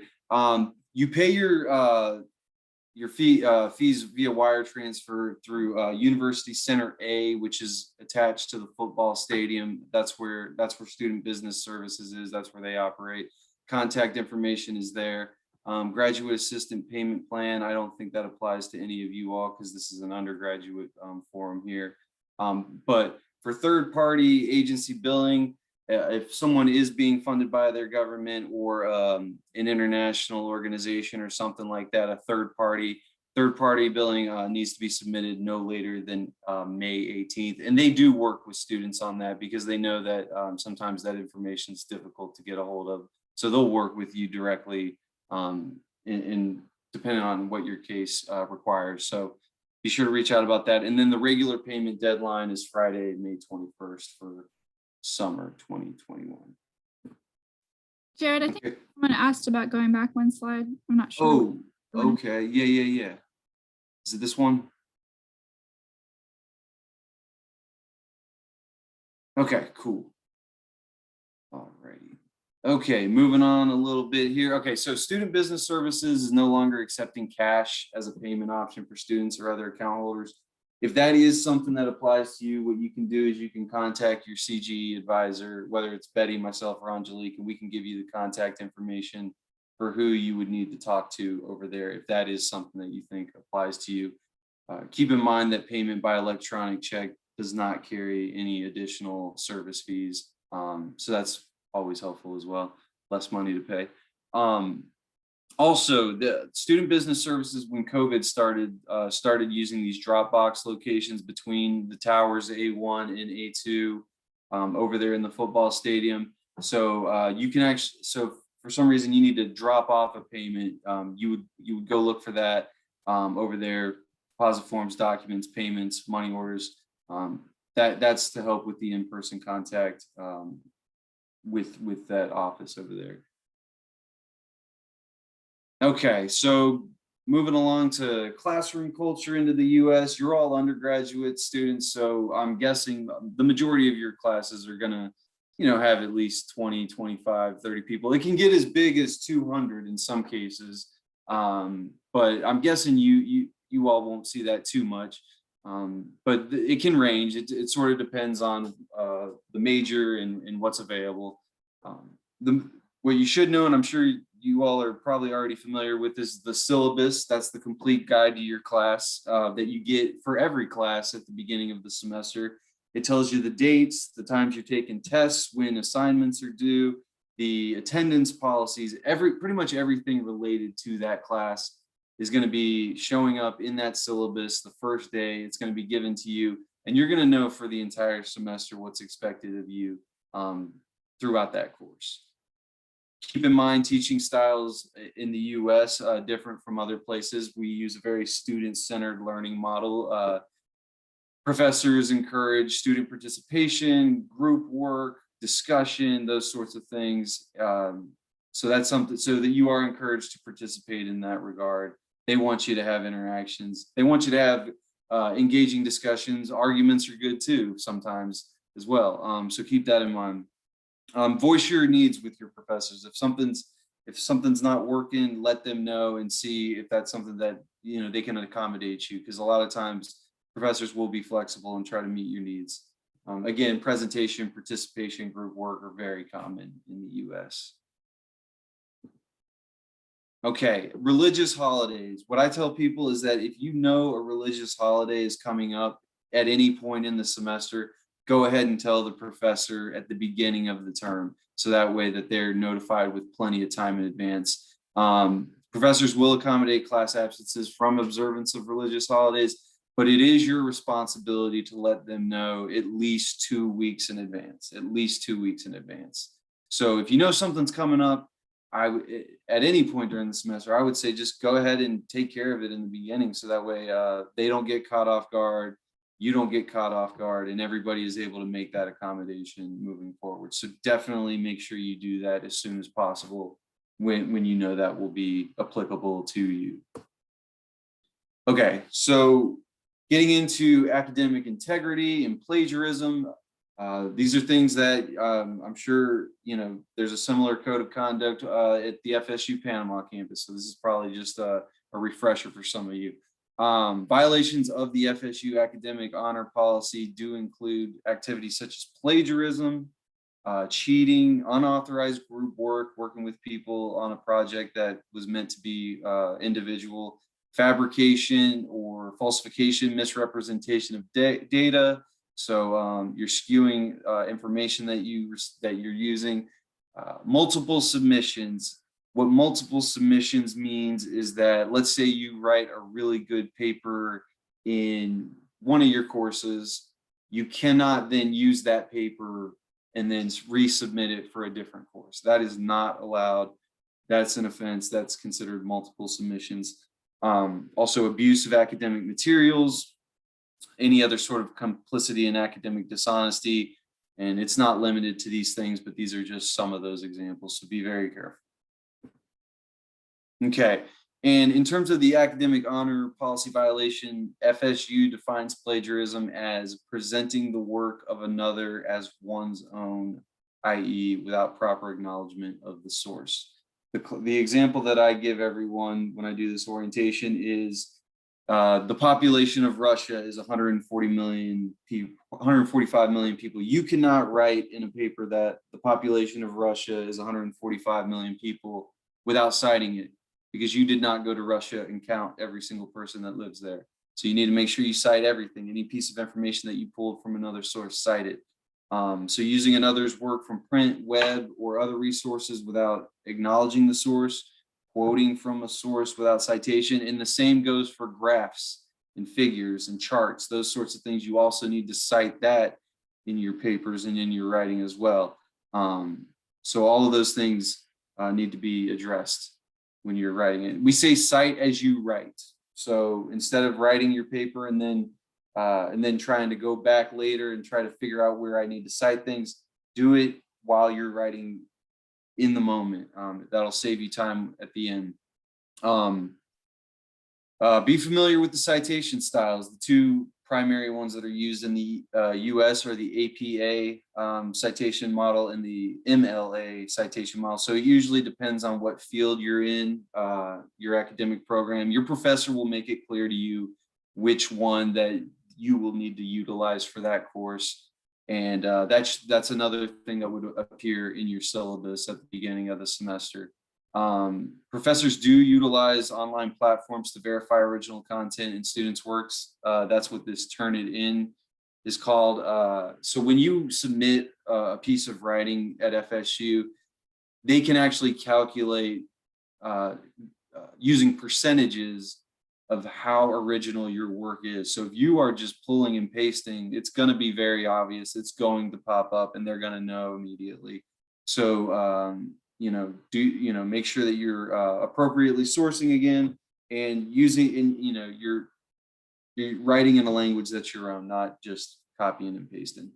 So violations of FSU academic honor policy, especially plagiarism, has serious consequences. And if it affects your academic record, there's a good chance it's going to impact your visa status as well. So don't let that happen.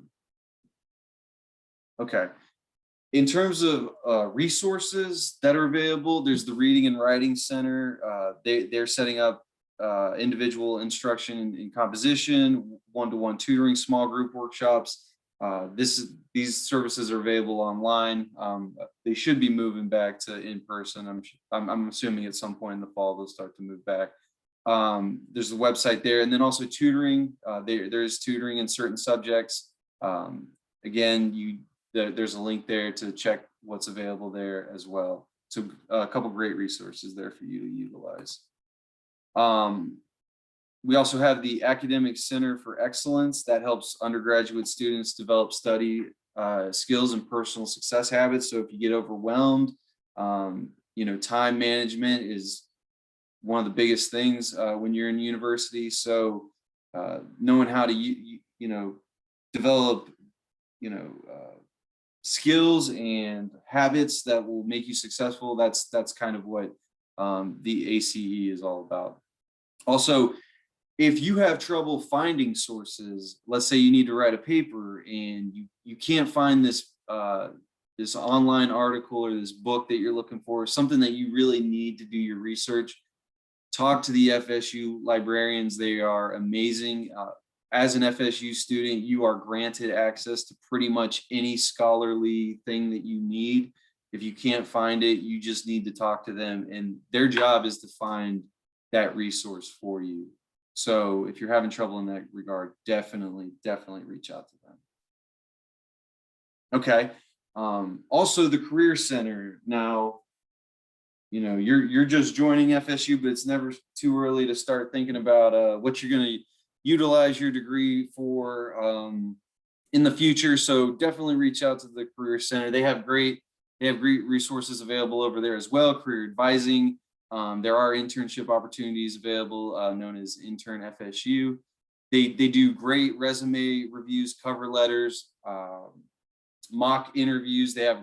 They will actually video record you in a mock interview, and they can play it back for you. So that way you can look at your responses to the mock interview, as well as things like nonverbal cues, body language, things like that. So they can really, sort of coach you on how to improve those areas. There are career fair events that appear every semester. There's a part-time career fair that usually happens in September. That's usually the big part-time one. And so for on-campus job opportunities, which is what you are authorized for at the beginning of your F1, when your F1 status is active here in the US, you are eligible for on-campus work. So there are some on-campus opportunities that'll appear at some of those career fair events. I work as the liaison with the Career Center. So if you have any questions about like where to look for things, on-campus job opportunities, you can feel free to reach out to me in that regard, or your advisor, and we can sort of lead you to the resources that are available there as well. Keep in mind that the Career Center cannot assist you with like immigration questions. So if we're talking about CPT, if we're talking about OPT, or just work authorization in general, you got to talk to us. You got to talk to your international student advisor, because we're the only ones that can really tell you what you're allowed to do, what you're authorized to do. So make sure you check with us before you make any big decisions. Okay, yeah, like I said, the part-time career fair September, that'll be on Knoll Network. What Knoll Network is their new platform. They released it about a year ago, and that's sort of their database of jobs that are available that they have on. It's sort of like our own internal, Indeed.com, I guess you could say, something that's like an internal FSU resource. Now, the problem with it is that it doesn't really clearly differentiate between what's on-campus work and what's off-campus work. So for those of you early in the process, you're only going to be eligible for on-campus work. So you're going to have to really pay attention for what you're eligible for, primarily looking for those on-campus opportunities through the Knoll Network. And then there are things that happen in the campus, like job opportunities in the campus, that won't appear on Knoll Network. So that's where you could talk to us. We can tell you like tips on where to look. And then there's a registration link for the part-time career fair as well. And again, don't try to work if you're not sure about your work eligibility, please check with us. The last thing you want is to be working illegally, violating your status, all of the above. That's not okay. So please make sure you check with us.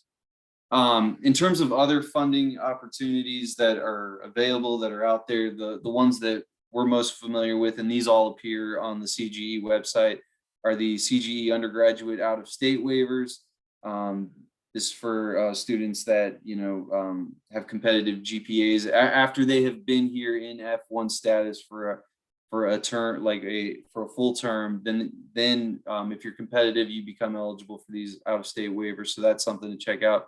Linkage Institute waivers, that is something that is so depending on your country of origin, there may be other opportunities that are available to you, and you would use that site to see which university you could apply to for the linkage. Now, these Linkage Institute waivers are run at all different schools in Florida. So if you see something that you're eligible for, but it's not, the website is not for FSU, that's okay, because these universities work together for these waivers, these Linkage Institute waivers. So don't be confused if you see that it's run out of a different university. And then the Southern Scholarship Foundation, that provides housing for students. That's where you are provided with housing during your time at FSU as a student. So check those things out. Like I said, most opportunities that we know about are already on our website, and the link is down there at the bottom. And also, finally, there's transfer student resources available, and a website there to sort of help you with that adjustment period as well for transfer students. And then finally, Quinn mentioned this, others have mentioned this, that we're adhering to CDC guidelines. Be mindful of those guidelines. Make sure you're following proper protocol, wearing masks, and keeping update in that area as well. And that's it for me. Thank you all very much. Welcome. Okay, so we have almost come down to the end. And we have left a very important part of the presentation for the end. Perhaps we should put it a little earlier, but I just want to make sure that all of you are with us. And yeah, I'm the one that loves to see faces, so you're welcome to let us see your face so that we can continue, but I will be fine if you choose not to. Okay, as Jared mentioned a little bit earlier, maintaining your status is super important to where everything else that has been covered would not make a whole lot of sense if we don't maintain our F1 status. So we have,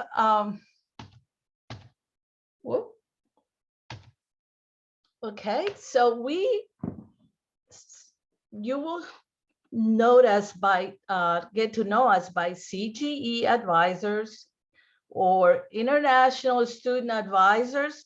But really, I think the best way to describe what we do is we're immigration advisors, okay? We are not career advisors, and we are not academic advisors. We get a lot of questions that are academically related, and while sometimes we want to jump and answer, we are not the experts there.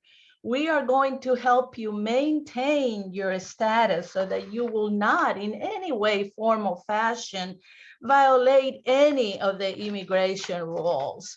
We do a lot of different types of, different tasks, processes to keep you maintaining status. Okay, we do workshops, we do all kinds of things, and behind the scenes, we're making sure through our SIVAs and through our SIVAs coordinator, Ms.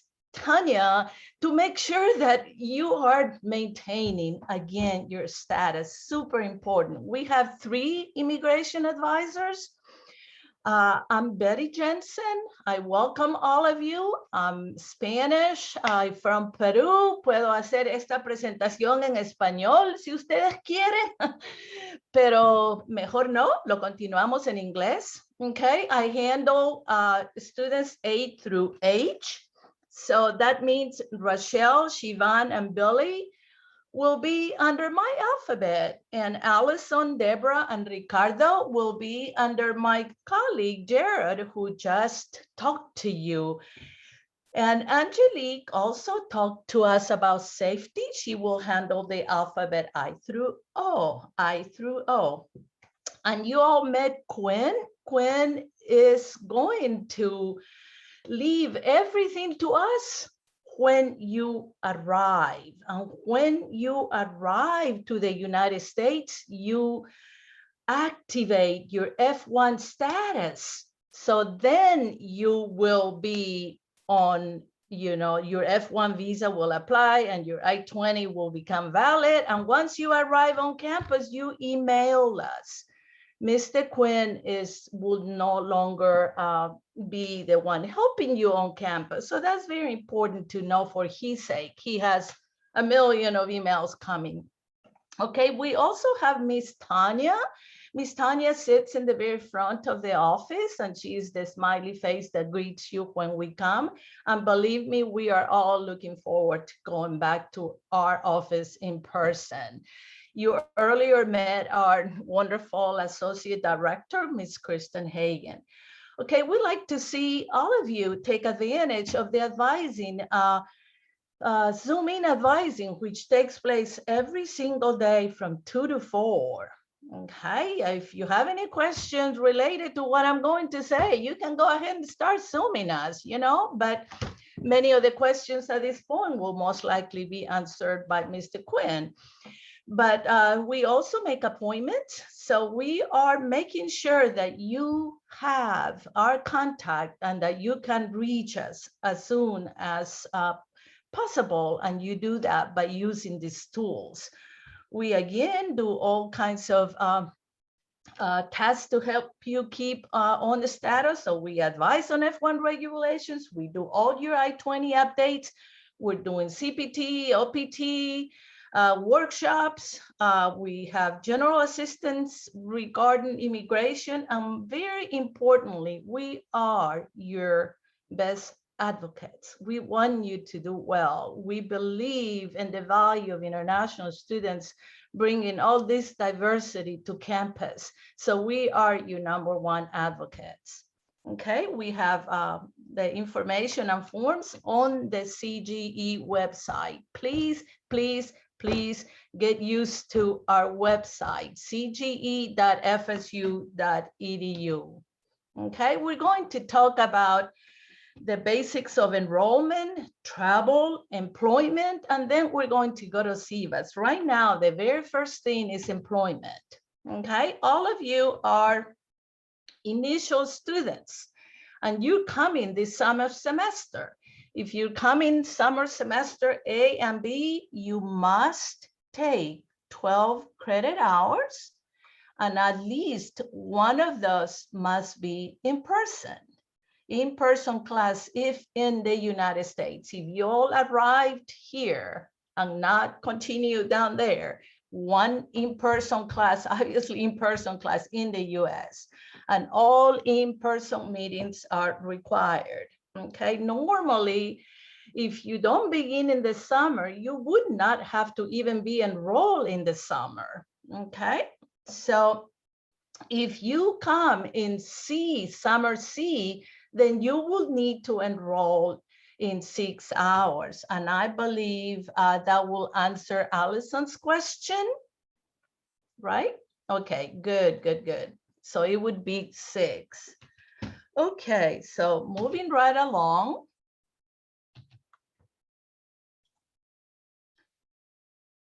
So F1 full course load requirements. I said you're coming in the summer, so you're going to have to be full time because you are coming in the summer. But fall and spring also, you need to take 12 hours minimum, okay? And 9 of those hours must be in person. And again, as I mentioned a little while ago, summer, you can take a vacation, okay? However, depending on some of the departments, that they might have a different, and this doesn't really apply so much for undergrads, but some of our doctoral students, they have to be enrolled in the summer, and you know. Anyway, and then the final term, you only take what you need. Okay, there is a final term form that you would have to submit to us, but you only take what you need. If that is just 3 hours, that is fine. Okay.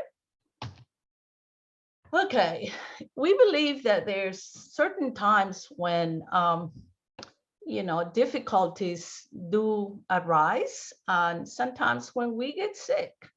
And we, of course, want to support all of those situations. So we have a reduced course load that we could approve. We call that RCL for academic difficulties and for medical, okay?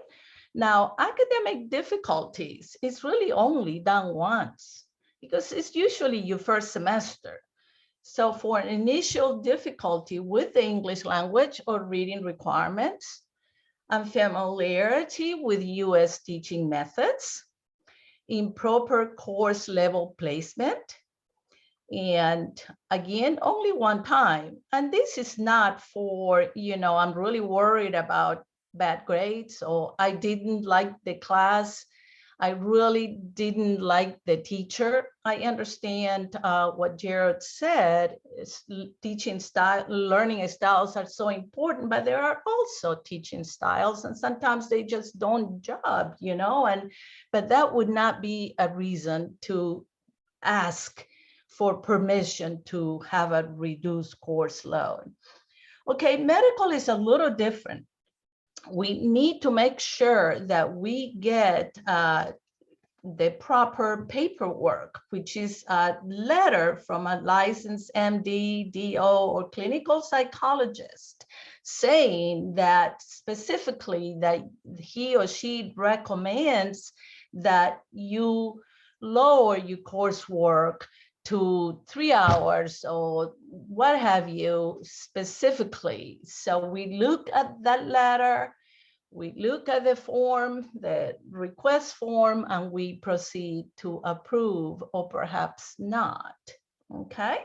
But we try to work with you throughout the process, okay? Sometimes it's partial, less than full time, or sometimes it's all totally zero, you know, and you're still here and you're still maintaining status, okay? But it is limited to 12 months per level, okay? And it's authorized 1 semester at a time.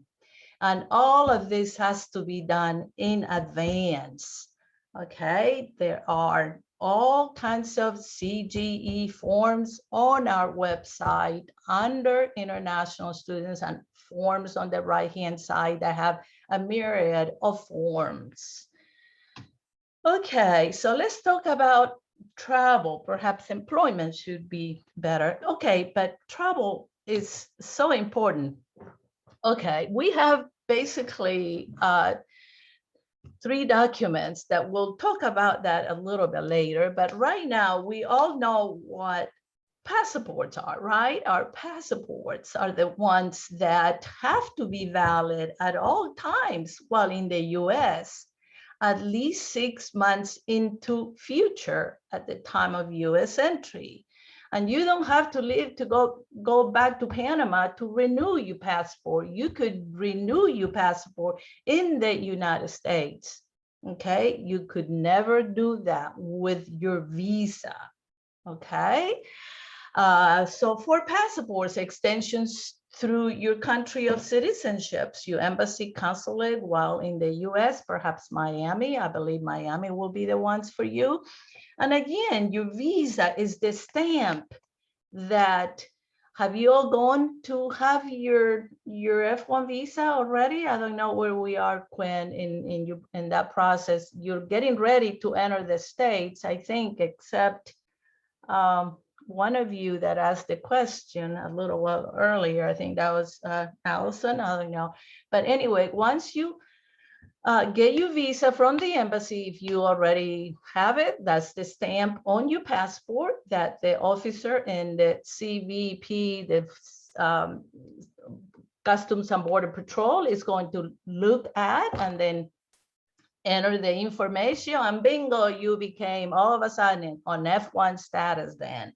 Okay, must only be valid at the time of entry. Once you enter the United States, guys, the visa, it's okay. We don't look at the visa anymore. The visa can expire, yes, while you're in the US, okay? The I-20 cannot ever expire, okay? But we also have a very good document called the I-94 that when the CBP officer is entering that information, is triggering the information that later you will electronically download from that website, okay? And you do that by going to this website right there. You need to do that and keep that, because besides the I-20, the I-94 gives you that legal status in the United States, okay? And you will need it for driver's license, for employment, for opening a bank account. So that, besides your I-20, the one that Mr. Quinn originated for you, will become the most important documents while you're here. Your visa is just a stamp. You enter already, that's fine. That's no longer an issue until you get ready to leave again out of the United States. So when you get ready to leave out of the United States, the travel signature comes into place, okay? So you would need to request. Now we have the Null Start. Well, all of you are familiar with Null Start. So we have recently implemented that the system that all forms go through Null Start. And you would request that travel signature and we will make sure that your visa is fine, your address is fine, and all of that before we let you go off the country. Another way we ensure that you're doing the right thing. And just keep in mind that that signature is valid for 1 year while you're a continuing student, okay? A student of mine re-entered with a few days after the signature had expired. And that was a little bit of trouble. There is another form that the CBP officer will need to give you. Okay, let's talk about employment. Super, super, super important, okay? There are two types of employments, obviously, one on campus and the other one off campus. That's the biggie, okay? On campus, you don't need permission from us, okay? You can work part-time, fall and spring, and that's 20 hours a week or less. For several employers at once, you can have more than once, 10 here, 10 there. All positions together must not total more than 20 hours per week. Okay, so on campus, it's great. During the summer semester, you can work full-time. You can work up to 40 hours if you decide not to go back to Panama and just, work. Okay, off campus is super restricted, okay, and must be authorized in advance. And we would need to do that most likely. It's an internship, right? So it will be done through curricular practical training. You might have heard of CPT. And this is super important, and please listen up, because this just happened less than a week ago, that our student from Panama going to school the first semester in Panama came to us this semester, not yet on F1 status, thought that he knew about the 2 semesters needing to be enrolled for CPT. And perhaps I'm getting a little bit ahead of myself, but CPT, you have to be enrolled 2 semesters on campus, not in Panama. Okay, so you guys entering right now, you would have to be enrolled a whole fall, a whole spring, then you would become eligible to be eligible for CPT. So please keep that in mind. COVID has created all kinds of new scenarios that, we all are just trying to do the best we can. We understand the misunderstandings, and we have to make sure that we get them explained better. Okay, for employment, you will need a social security number, okay? And you would need to open a US bank account. Mr. Quinn mentioned that earlier.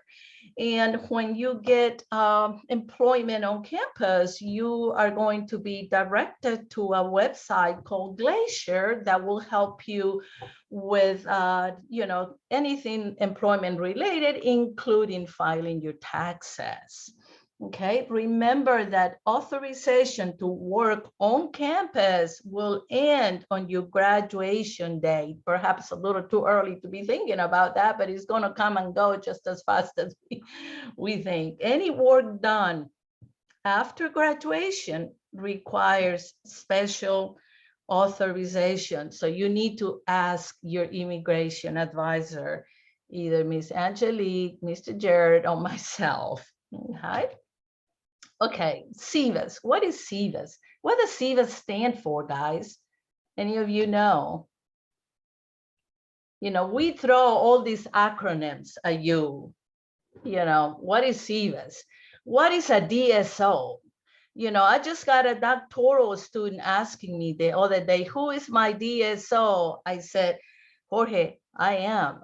Oh, well, sometimes we, Angelique, Jared, and I, and many others, but we talked about the 3 of us are DSOs. DSO stands for Designated School Official.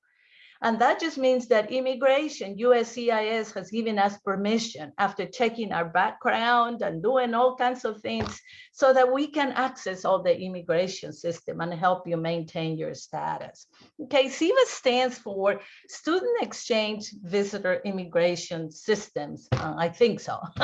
Yeah, it's a big name, but that's SEVIS. So when we talk about SEVIS, is the immigration record that upon entering the US, you will have activated, okay? And then everything else is going to be done either by us and later by you in this tool, okay? So it's an electronic record. You will have that generated again, and your I-20 will show the program end day, giving us an estimate. But again, everything once you arrive becomes electronically for you. Really is it's your I-20, okay?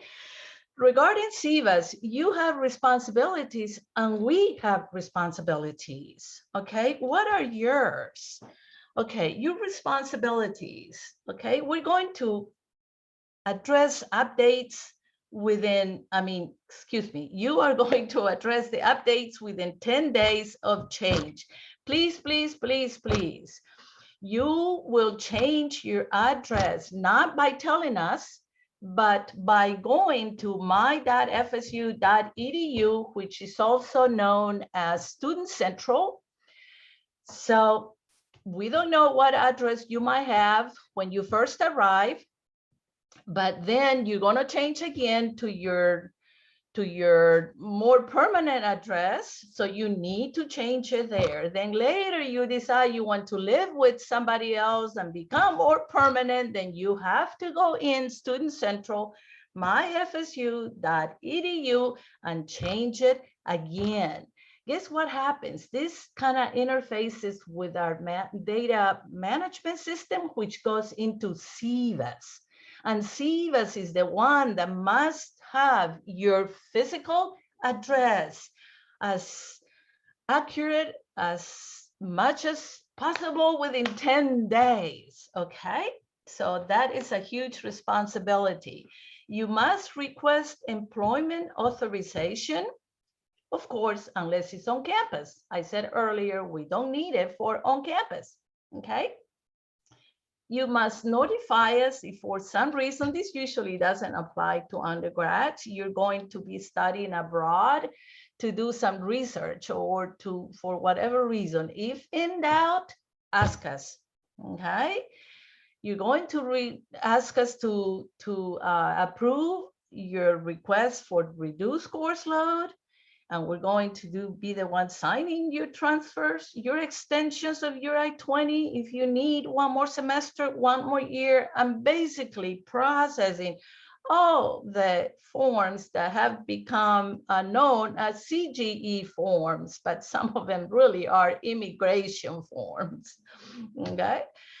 Okay, so what is our responsibility? Well, we make sure that, again, because it's so important that your address and your contact information is updated into SEVIS every single day. The first thing we do is go to our SEVIS and make sure we do all the batching, and I don't want to tell you what all that is. Miss Tanya can tell you much better, but that means that we are making sure that your addresses are correct. Why? Because we don't want USCIS come and tell us, hey, we need to find somebody and whatever, you know that.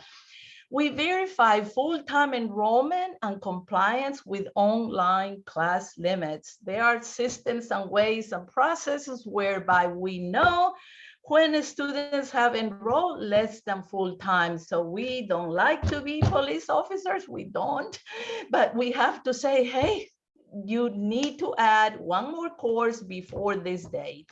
Okay, because we do not want to terminate the records because of violations regarding enrollment, regarding taking too many online classes, or any unauthorized employment, whether it was done knowingly or unknowingly. Okay, again, we process lots and lots of students' requests. We are always checking like, oh, I'm getting caught up, and they keep coming. So, that's our daily day. We do all the CPTs. We do OPTs, that comes a little bit later, close to your graduation. We'll do all the transfers. We process all the reduced course loads. We issue the I-20 for dependents. We keep updating your field if you've made your changes. And when you get ready to graduate, we shorten the program end date. So we are constantly, again, now I think you're beginning to understand all that we do in order to help you maintain your immigration status. Okay, so that takes me to immigration regulations.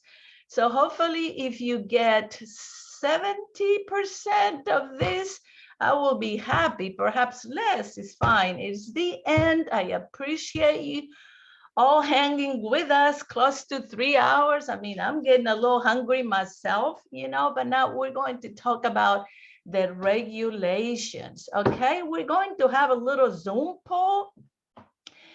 And just go ahead. Perhaps you have done the OIS, meaning the orientation online already. If not, go at it, okay? Some of the answers might have been given by me already, maybe not. And there's no right or wrong answer. We will go through them, okay? So, which of the following documents can expire while you're in the US without causing you to F1 immigration status? So go ahead, and I believe you're supposed to be inputting, right, Miss Laura? I don't see any entries, so. Yep, everyone should see it on their screen and should be able to answer. Okay, so don't be shy. We don't see who is answering anyway, so just go ahead and go for it. We only have a few of you, so yeah. We do have a question in the chat too. Yeah. I don't know if you want to talk about it now or later. Oh, well, maybe let's finish with, is it related to that? Let's just go through this, because right now I don't even see the chat because this is here. So which of the following documents can expire while you're in the US immigration? Wow, you guys are pretty good. I think I said that already. So yeah. So second is, what must you do with your I-20 before traveling outside? Get a travel signature. Wow, yes, that's exactly what I just said, didn't I? What is the maximum number of hours per week that you can work on campus during the fall and spring semester? Wow, everyone listen to that one. Everyone that did it, only 3, not a problem. Can you work off campus without permission? Well, some said no, some said only, depending on circumstances. That's all good. That's all good. We're going to get through this. How long must you enroll in classes before you might? Yeah, that's an important one for the 3 of you who answered, just because it just so happens that, it did happen to one of our Panama students, and we hated to say, no, we could not approve that. After moving to an apartment, how many days do you have to update your address? 10 days. The 3 respondents are doing quite well. Okay, that is the end of the little quiz. We're going to end the poll, and we're going to share the results. Okay. So which of the following documents, of course, I think all of you except one got, is the F1 visa. The F1 visa, again, can expire while you're here, because as I said, that's only a document to enter.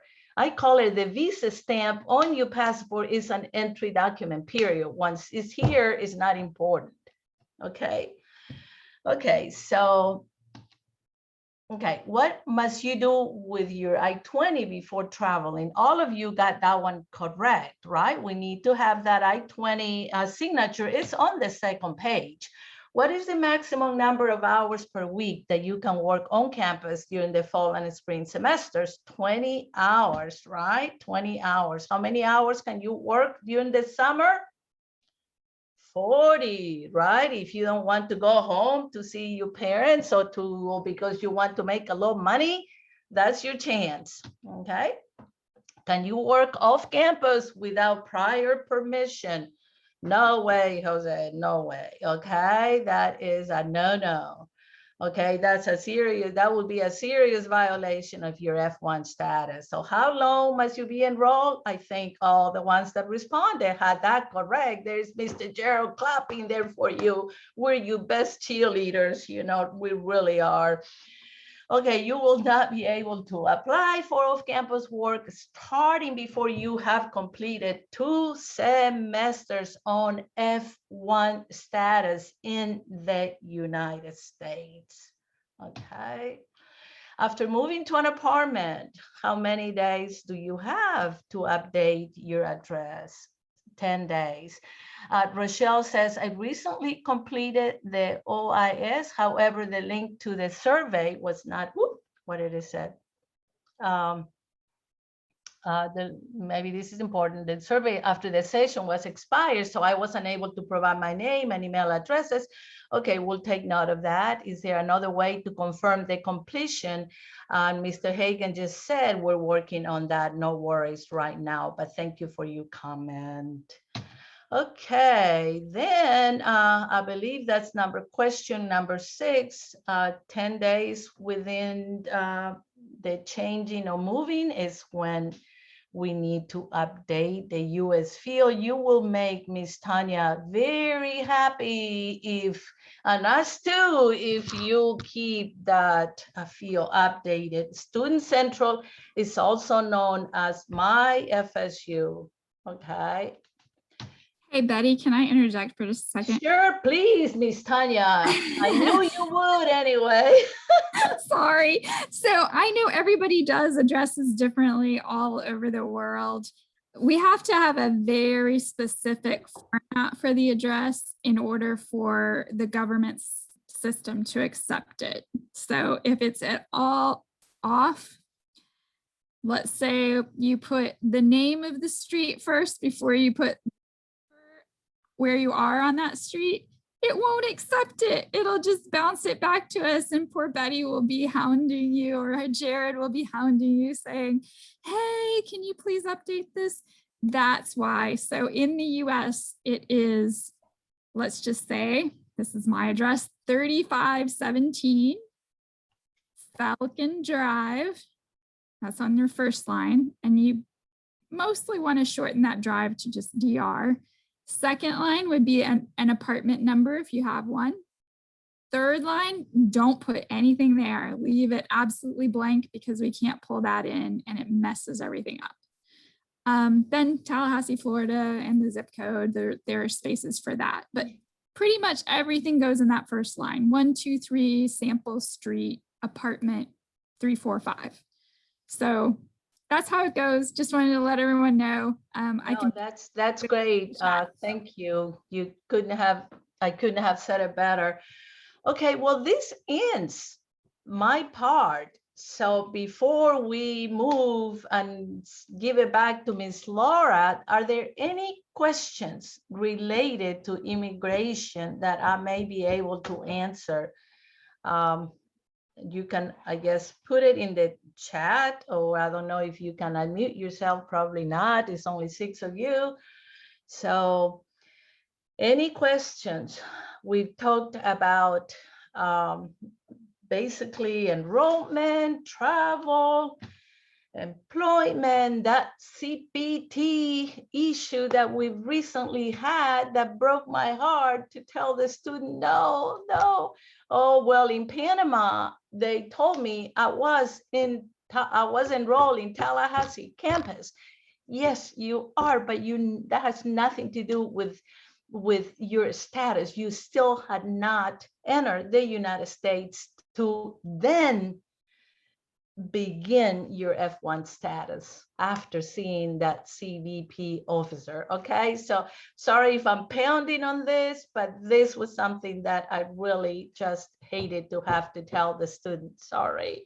He already had the internship lined up. He'd already done the background check. You know, I felt so bad. Okay, so any questions? Okay, so then we send it on to Miss Laura. Laura is muted. Sorry about that. As soon as you get my remote control access, it's hard to unmute yourself. All right. Hi, everyone. Thanks again for sticking in through the long orientation with us, but it's really valuable information. We hope that you've been able to gather as much as you need to have a successful start to your time at FSU. Just want to reference two things before we wrap up. The first is we've put together a virtual CGE escape room. If you want to learn more about campus resources and just the general campus, you can go ahead and use this link and QR code to test that out and see what that's like. And again, it'll give you more information of important resources on campus. Other than that, it would be really helpful, and I'll drop it in the chat as well, if you all could fill in this orientation evaluation. Your feedback is really needed for us to continuously improve the content that we offer in orientations for future students. So just as a reminder, we will have coffee hours on June 25th and the 16th, and it's not going to be virtual, it will be in person. So please do consider joining us. And with that, we'll go ahead and we won't do Zoom rooms. We'll just, keep it basic, but we'll just open up for you all to ask any questions